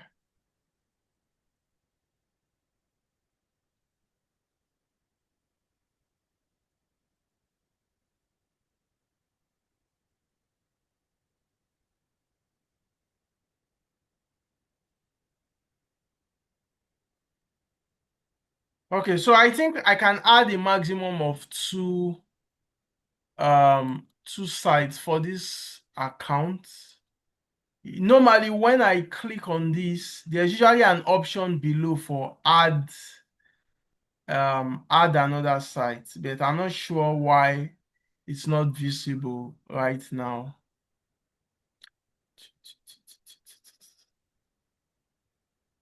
Okay, so anyhow, so when you create your own account and you want to add a site, what you just need to do is you come over here and you see the option to add a site here and just click to add a site, and they will ask you, you can either install it into your site or you add it to the header part of your site. I wish, because of our time, we might not be able to demonstrate that. I would have just created a new account and I would show you how you can add Microsoft Clarity to that site so that it can start to collect data.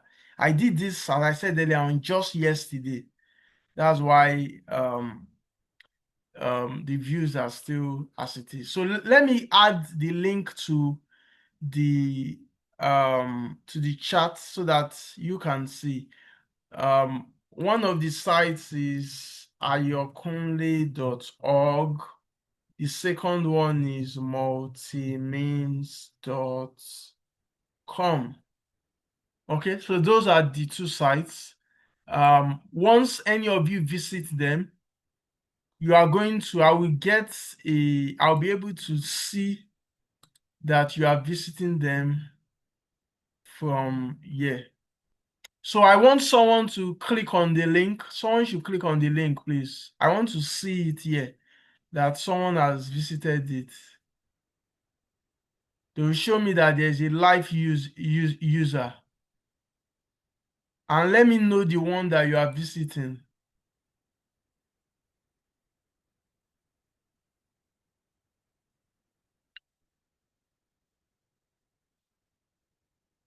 This computer is always sluggish.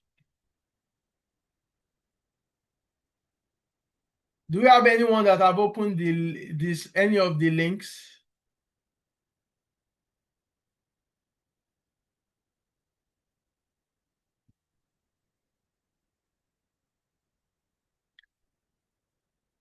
Okay, so while we are waiting, expecting you to open the link, let's go back to our Power BI. I said I wanted to show you, there are a couple of things I want to show you on Power BI, but let's get the usefulness of web analytics. And I believe we've been able to establish that.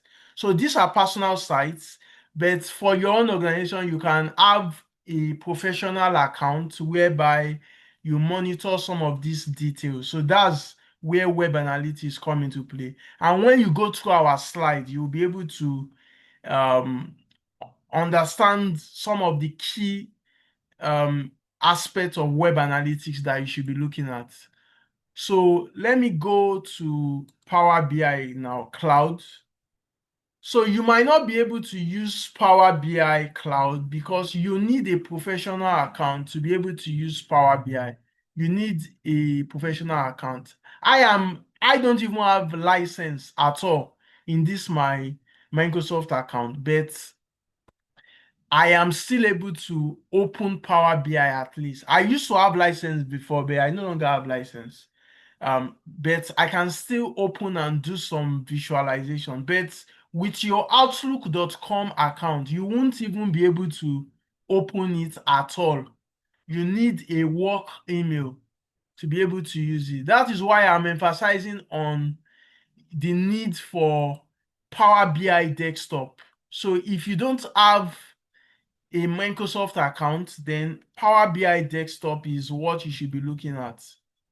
So the infographics that I was telling you about for Wikipedia that we did, you can see 4 years ago.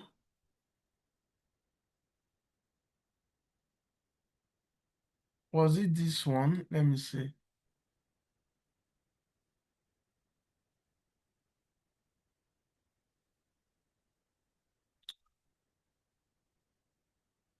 Yeah, so I created a dashboard that was like this, and it summarizes. It was a Wikipedia contest that I was privileged to be the one leading, and just to spice things up among the community, and we had a community that had several users. We had there were people we were kind of like reporting to.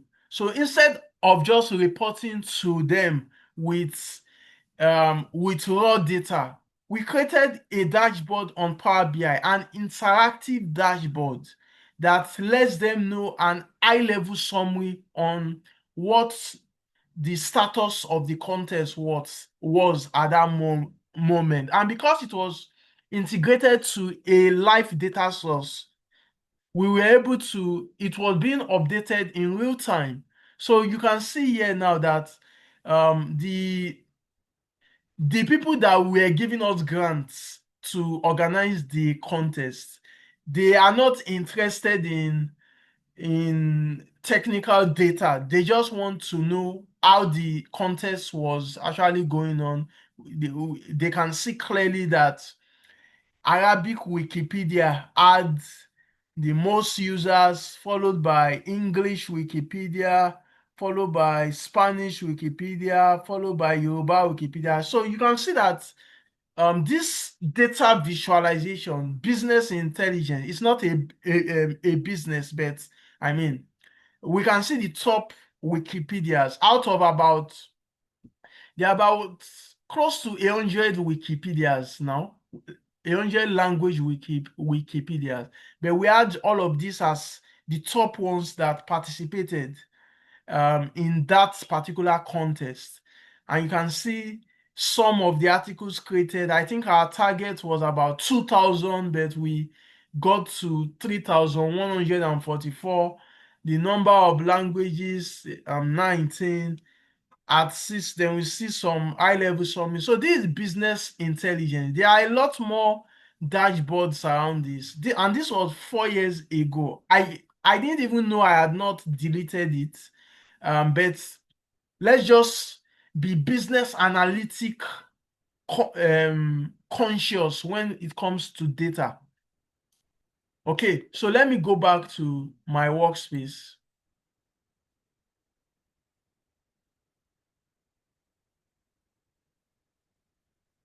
No, yeah.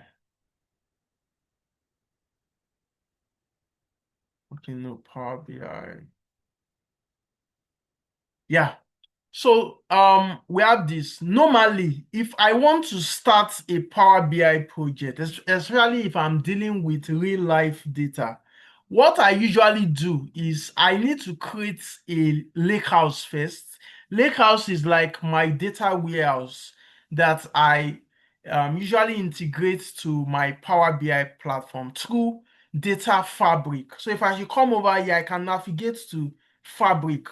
So I can set up my lakehouse to my data fabric, but I do not want, if I want to do that, things will get a lot more technical.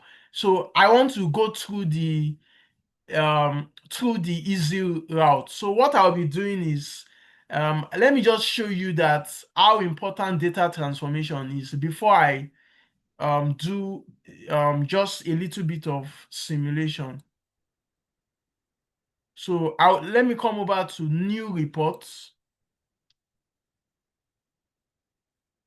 Then let me scroll down. I would choose to manually paste data.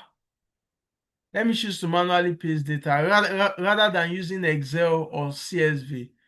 As I said, in real life scenario, this is not what I would do. I will not even go through this. I will go through my lakehouse, my data warehouse, rather than this.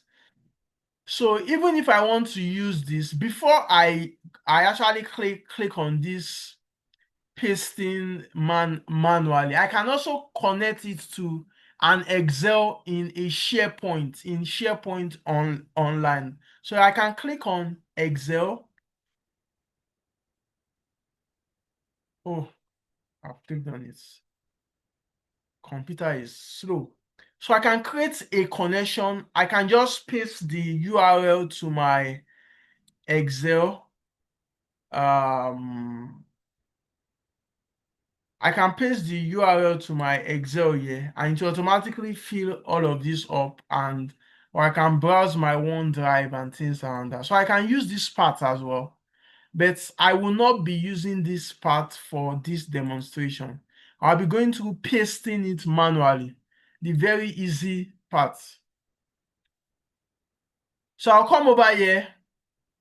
Let me open the data that I want to paste so that I will just copy and I'll paste. Let me paste student performance.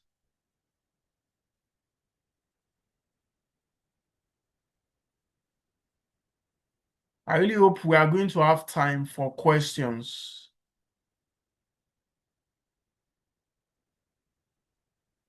And we must finish, we must not exceed 2 o'clock. So I've copied, now I want to paste. So I just come over here and I paste my data, okay?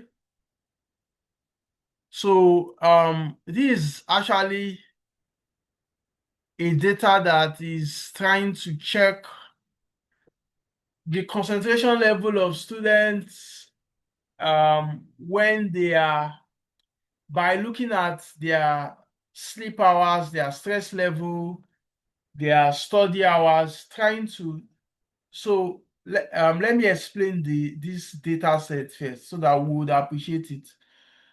So we are in a class. Let's say we are in a class like this course that we are taking now. Each and every one of us, we have an exam score. These are the exam scores. Let's say we wrote exam and these are the exam score. Let's say the student ID. Let's say number 1 is for Mr. Chijioke. Number 2 is for teacher Adi. Number 3 is for Mr. I don't know, Mr. Ade. Number 4 is for Mr. Ayo. Number 5 is for Mr. BC. Number 6 is for Mr. Bayo and things around that. Then we now collected data on their study hours. How many hours did Mr. Chijioke read for this exam? How many hours did Mr. Emmanuel read for this exam? How many hours did Mr. iPhone read for this exam? We got their study hours, the hours they read. We got the amount of hours they slept. So for people that do not sleep well, some people, your intuition might suggest that if someone sleep for just 2 hours, he should perform better than someone that is sleeping for 14 hours. But is that always the case? There are some cases whereby some people sleep for just 1 hour, but the reason why they are sleeping for just 1 hour is not because they were reading, it's because they were playing PlayStation all through the night, or they were watching Netflix all through the night. So that is why sleep hours, that's why we need to perform this analysis. Then stress level also is another thing that we factor into play. We measure their stress level, how stressed are they, how distracted are they from what they need to do. Then their attendance in school. So people that have 95% means the person is always attending classes. Let's say we had about 10 sessions and someone attended all the 10 sessions. You should expect such a person to perform better than someone that came to class only 3 times. So that's where this attendance come into play. So from what we can see here, our exam score is like assuming I was performing data analysis with SPSS, our exam score is like our dependent variable because it is what all of these variables are trying to predict, okay? Because it is depending on these other variables, okay? As me, I was running a regressional analysis. So that's what we are doing. So if we should look below, you can see that we have transformed data, and that is where we can, like what Mr. Chijioke said, um, having uniformity and removing errors. Let's say, for example, we had let me see. Let's say we had someone that in this scenario now, it's difficult to have okay, let's say we had someone that you cannot score. So I'm finding it difficult to get something that will be off, that will require data transformation here. But let's say we have something that is like text, or let's say for some reasons, our study hours for a particular person was entered as, instead of number 4, it was entered as FOUR. Let's say it was entered as FOUR. That's why it's important for us to also conduct data quality tests to be sure that our data is in the right form as well. So let's say instead of numbers, we some fields, they were in letters, they were in alphabets, which would affect our analysis because we are going to be computing average, we'll be computing means, we'll be computing sum, we'll be getting aggregates, we'll be computing custom measures and things around that. So that's why we might need to transform data. Okay. So after doing that, we can then create our reports. So that is that. But because of a license issue that I'm having on this account, I will be doing this same thing, but I will not be going through this route. I'll be using the legacy platform. So let me close this. Let me go to, you can see over here, we have looking for old experience, Excel, CSV. So I'll be using this legacy because of a particular license issue I'm having with this account. So I'll be uploading, it will still be the same file. So I'll come to browse this device.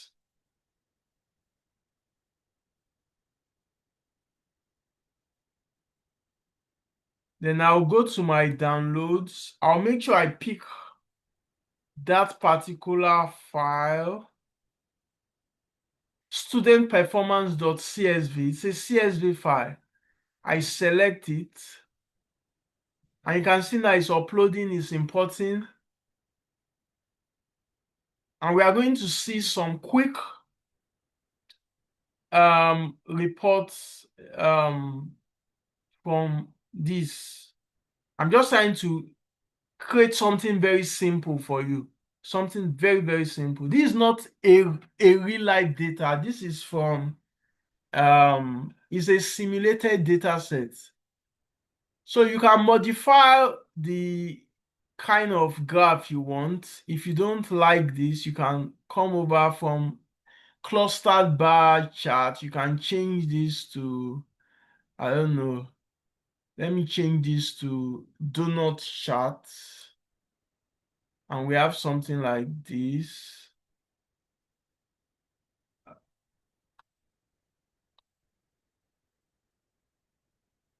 Let me change this as well.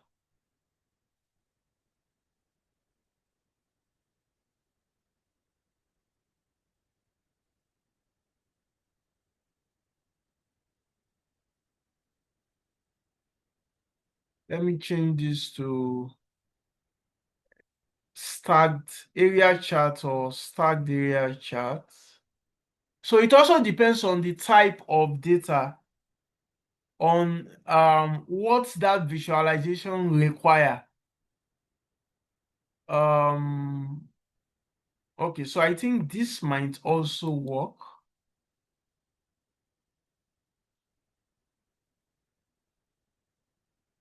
Let me use this. No, so in this case, I will need multiple. I'll need to compare multiple.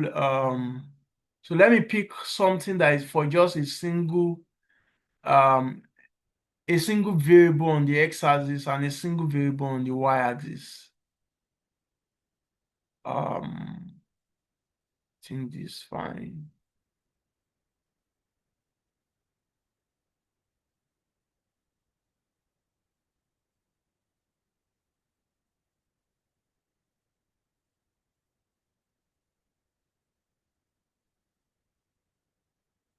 Let me see. So I think let me go with this. This tree map, I like it. Okay, so we can have something like this. You can everything is interactive. You can customize it as you want. This is a very, very simple scenario, and I chose this scenario specifically because I want every one of us, we should be clear on how easy it is to get started. So everybody can do this. It's just a matter of opening your Power BI, importing your data set, and it automatically gives you some fine insights such as this. It gives you some fine insight. I did not even perform any data transformation because the data set is very straightforward and it is not a real life data set. Most times it's when you are using a real data set, real life data set, that you always need data transformation. Like the ones I showed you earlier on where I was doing HI dashboard, coronavirus dashboard, and many things like that. Those ones are real life. Let me see if I still have one in this particular account, because I know I used my Power BI desktop. That time I was still using Windows. Okay, in my executive dashboard, I think my executive dashboard, even this one, I don't think I did data transformation. I don't think I did data transformation here. Okay, so you can see this executive dashboard. I didn't do data transformation for this particular one because the data set was still kind of simple. But in some of my other ones, but I did a lot of custom measures. So some of all these values that you are seeing here, they were not in the data set. So if I should come to, if I click on edit, you can still see my screen, Abby. Can you see my screen? Yes, sir. Okay, if I click on edit and I come to my table here, you will get a couple of custom measures that I created manually. I know there was one for order per the weekly order. Okay, so I will go somewhere now and we are going to be seeing it. I will go to my semantic model and we are going to see. But you can see that if you want to see, this is last week's sales versus this week's sales, so that you can know how you are doing. Maybe you own a shop or you own a lot of shops and you want to see the trends. How are you doing last year compared to this year? How are you doing last month compared to this month? You can create some of this. And You can select regions, and when you select any of this region, it will automatically reflect within this dashboard. So if you go to South, I want to see only South, data from the South. You can see that it is changing. If I select both South and East, you can see the values are changing. If I should close this and I come to category, if I should choose furniture,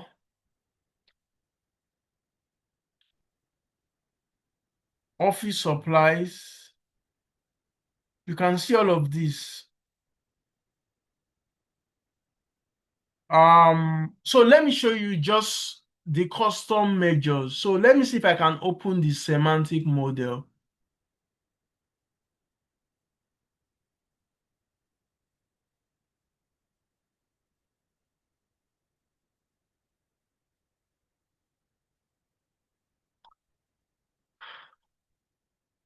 Okay, so we have the semantic model. Um,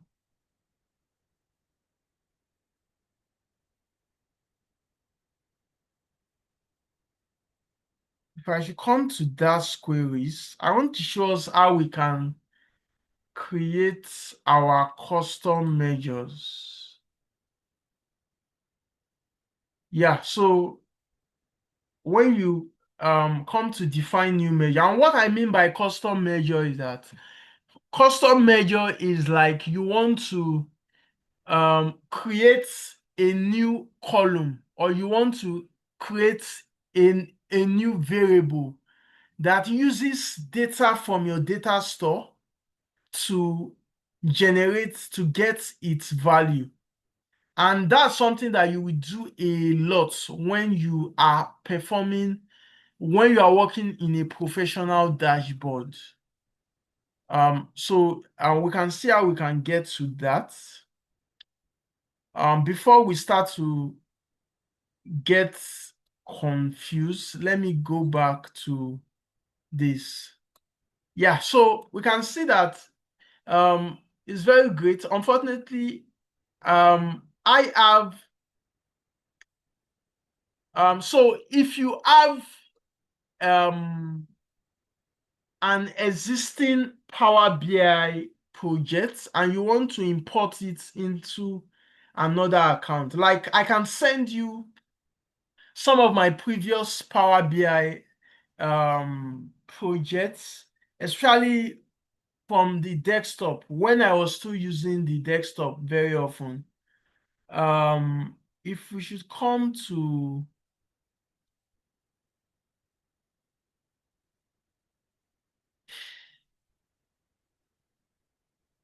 let me go back to my workspace.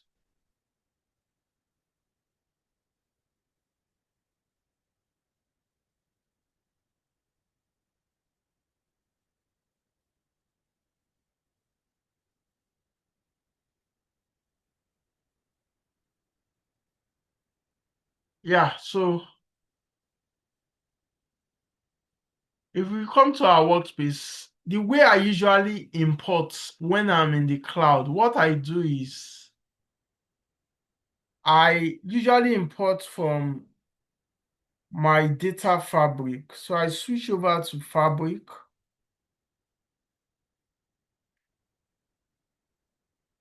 Then I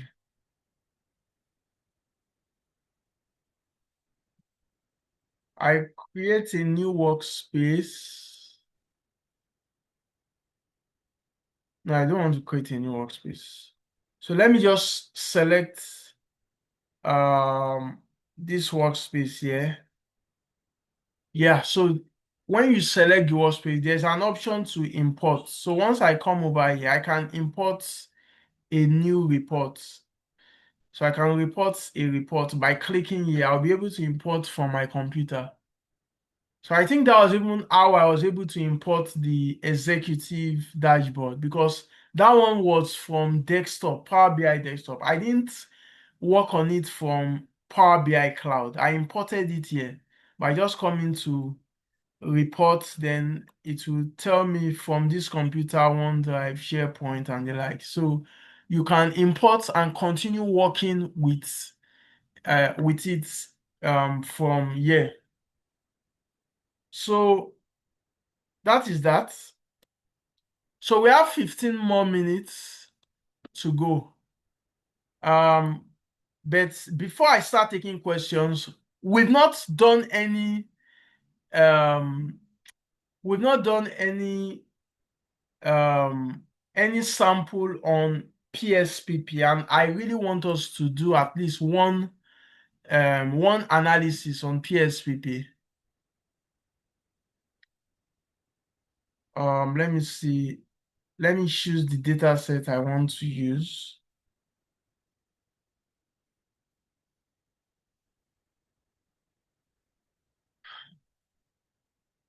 Okay, let's use this health survey. Let me stop sharing.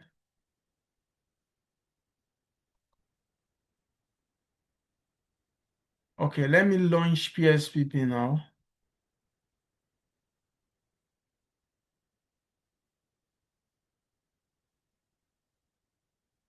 This computer is always slow. And the reason it's slow is because I have a dual I have both SSD and HDD in my computer.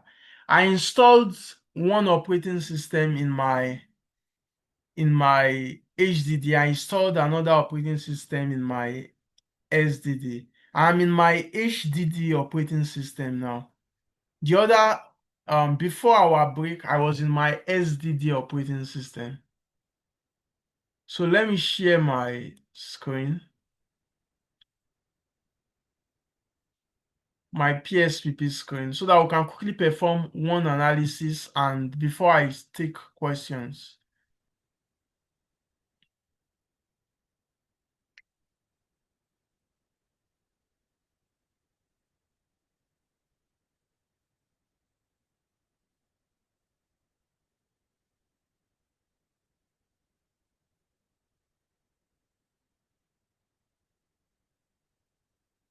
Okay, so I hope you can see my screen now. So I'm on PSPP now.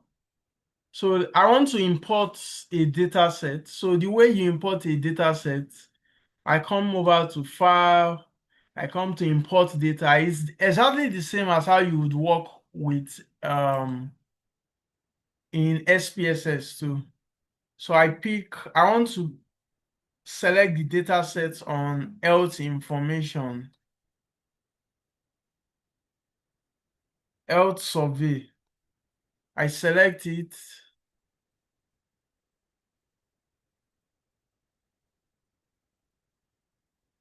Yeah, it's a comma survey. Select lines to import. I want to select all cases. I'm not excluding anything. So I click on next here.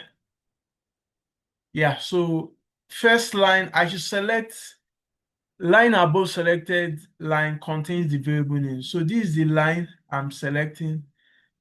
This is the line above, it contains the variable name so that in the next display, it will capture this as the variable names.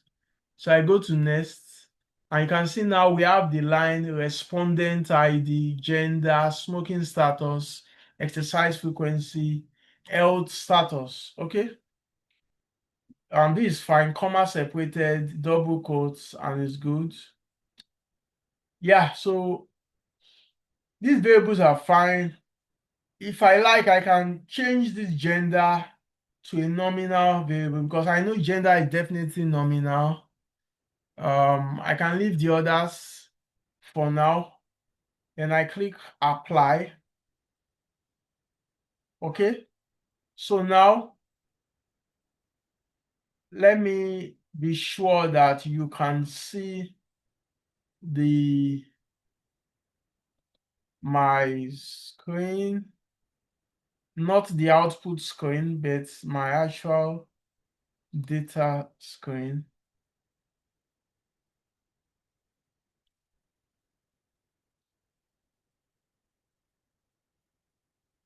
Okay. So you can see here, these are variable view. If I click on the data view, you can see all the data: respondent ID, gender, smoking status, exercise frequency, health status. I've even forgotten the scenario, the case study on this particular data set. But I have it somewhere, but it's also a simulated data set. But I believe it has got to do with finding a relationship between how smoking status, exercise frequency, and health status are related. So how probably the health status is like the dependent variable, then the smoking status and the exercise frequency are the gender are the independent variables. So can we say that there's a link between the gender of a person and their health status? Can we say there's a link between the smoking status of a person and their health status? Do people that smoke a lot have a a bad health status or something? Can we say there's a link between people that do a lot of exercises and their health status? So let's run correlation. And there are two types of correlation. We have multivariate and univariate. So in this case now, can you tell me, without anyone telling you, as a data analyst, you should be able to tell that if you want to run a correlation here, it should be a multivariate correlation because we have multiple variables here. Okay? So we can run correlation and see which is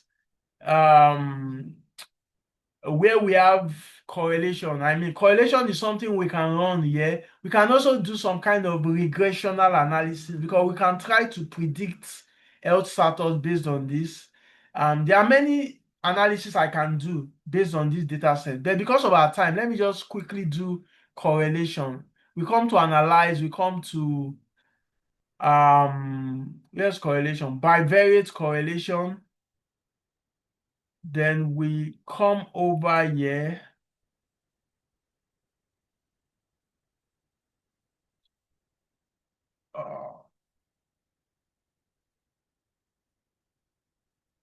Then we click on, we just select everything really.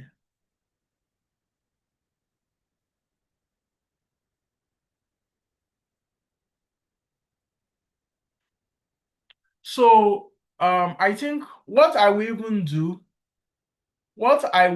instead of running a correlational analysis, because all of these variables are categorical variables, I think I want to run a chi-square analysis, rather, chi-square, because they are categorical, they are not numerical.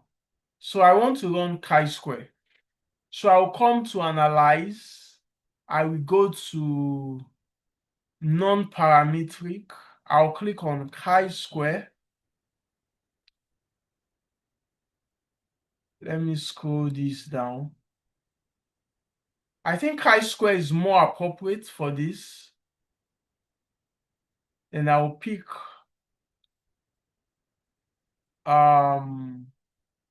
my test variables. I'll select gender, smoking status, exercise frequency.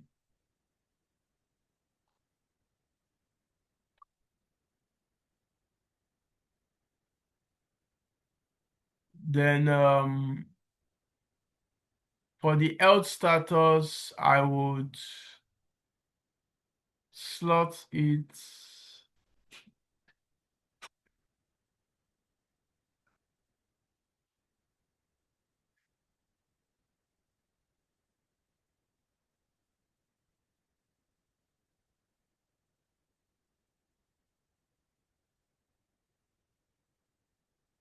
Okay, let me use this. Then let's see the values for the health status so that we would know our expected range. Let me come over to the health status so that we'll see how it's. Let me close this first so that we'll see the health status. Under health status, okay, we have just 1, 2, 3, 1, 2, 3. 1, 2, 3. So instead of, if my data was so much, one thing I will do is I will come over to, I can come to data and I would sort cases and I'll be able to know how the values are. So it's just 1, 2, 3. So I think what I would do is,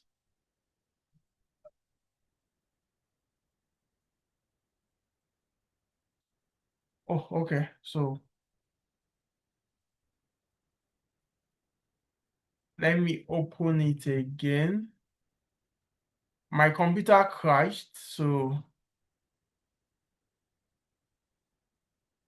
import data. I'll share my screen now. I'll share my screen now. We have just 4 minutes remaining. Wow. Let me just be fast, fast, fast, fast, fast, fast, fast, fast, fast.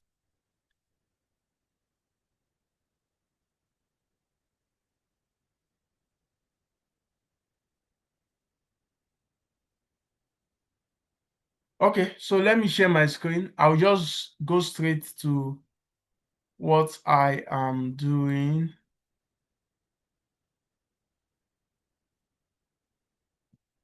Yeah, so let me just create um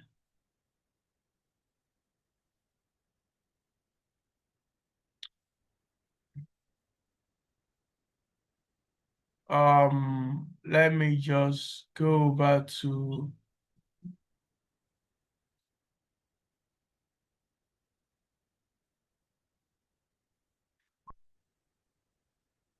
so I can run chi-square, but I think let me just run this binomial test because I want to do correlation, but I want it to be for a categorical variable. So let me just run this test. So let me just pick health status and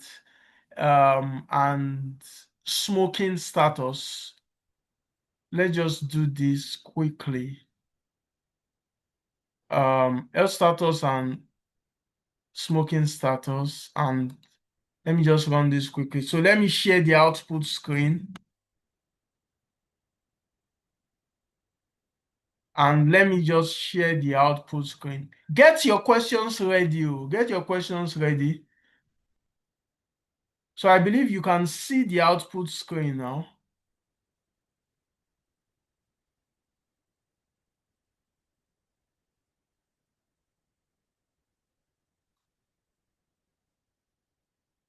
Okay, so we can see the output screen now. Smoking status and health status, right? So we can see that um, so we can see that the null hypothesis was rejected here, but for the binary, so our health status contains 3 categories, not 2. That is why we're having this variable health status is not dichotomous because our health status contains 3 rather than 2 categories. So so this scenario would have applied assuming our health status was just LD, not LD. 0 and 1 or 1 and 2, but it's 1, 2, 3, so it's multiple. But I just wanted us to quickly see what a sample output looks like. You can see our null hypothesis does 0.897, which means we are accepting the null hypothesis, and we can see the correlation. The correlation was we can see the proportion here 0.48, 0.52. We also need to be able to interpret this as well. So let's take questions. Let's take one or two questions before we call it a day. So questions. Please ask me question. Oh. I'm finishing before time because I must take questions. Either you ask me question or you tell me what you have learned, because I have a lot of classwork. I have a lot of classwork, a lot of assignment rather. So ask me questions, please. Ask me questions.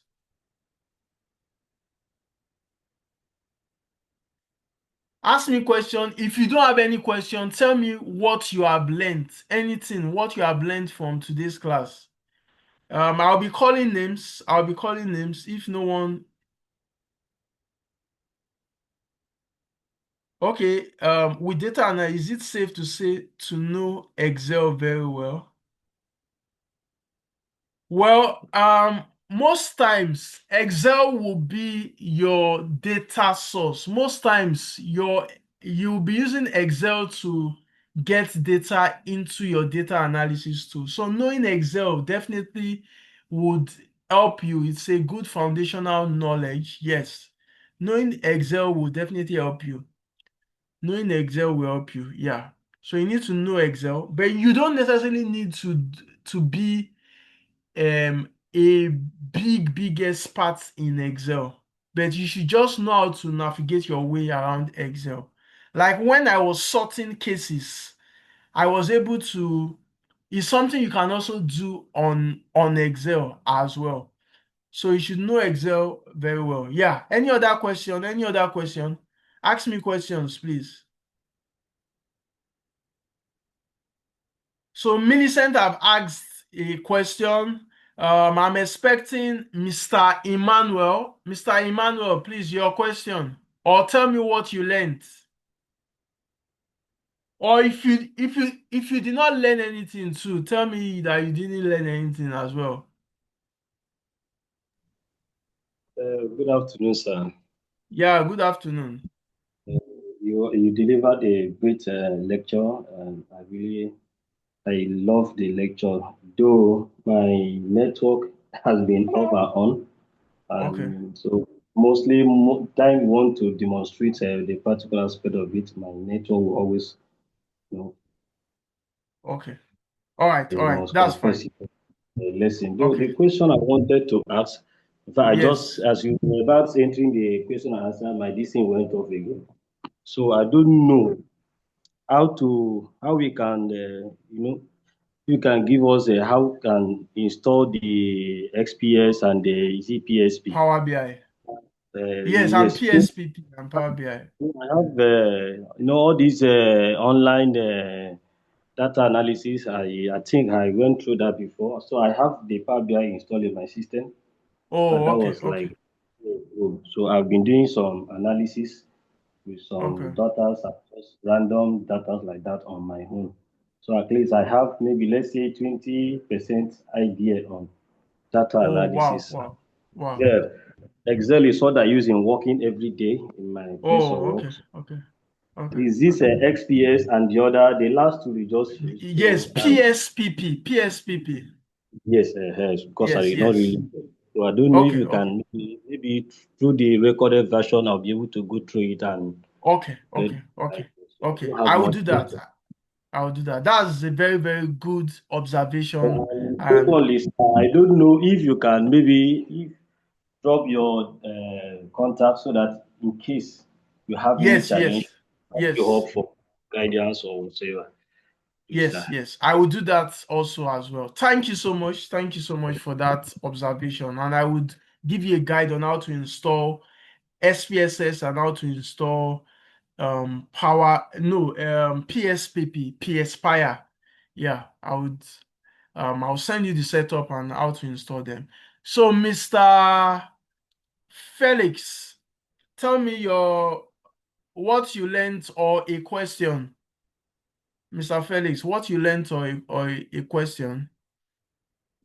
And Miss Folawi as well. What you learned or a question. We just need one more person to speak.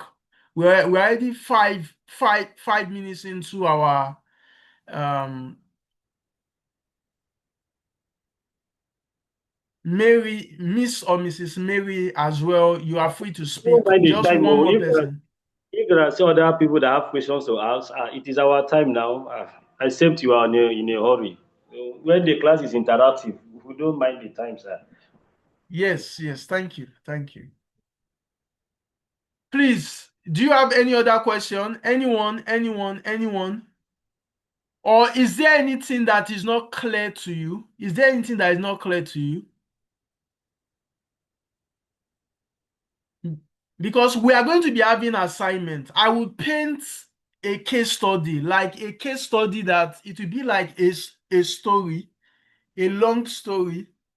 I'll paint a scenario and I will not tell you the analysis that you need to perform. You are the one that will decide the analysis that you will do. I will only give you the data sets and I will paint the case study. You will decide the analysis. You will interpret the result. You will run the analysis. You will interpret the results as well. So you are going to be on your own very, very soon. So it's better that you let me know things that are not clear so that would be able to know how to undo them. So any question, any question, any question? Okay, so in the absence of any question, I'm handing over back to our training administrator. So Folawi, please go ahead. I'm handing over. It's already 2. Okay, thank you, Mr. Ayola. Today's class is very informative and insightful. Please, let's go to the chat box and thank Mr. Ayola for today's class. And also, let's fill in the attendance form as well. Thank you. Yeah. So have a great day. I will be communicating the assignments to Folawi and she would be passing it across to you. Remember, if you forget everything that we've been doing, don't forget 3 things. Don't forget Microsoft Clarity, which is for our web analytics. Don't forget our business intelligence, which is for that we use Power BI as our solution. Then don't forget data analysis that we used SPSS or PSPP. So take note of those 3 core areas. That is summary of everything that we've been doing so far. So have a nice day, everyone. Enjoy the rest of the holiday.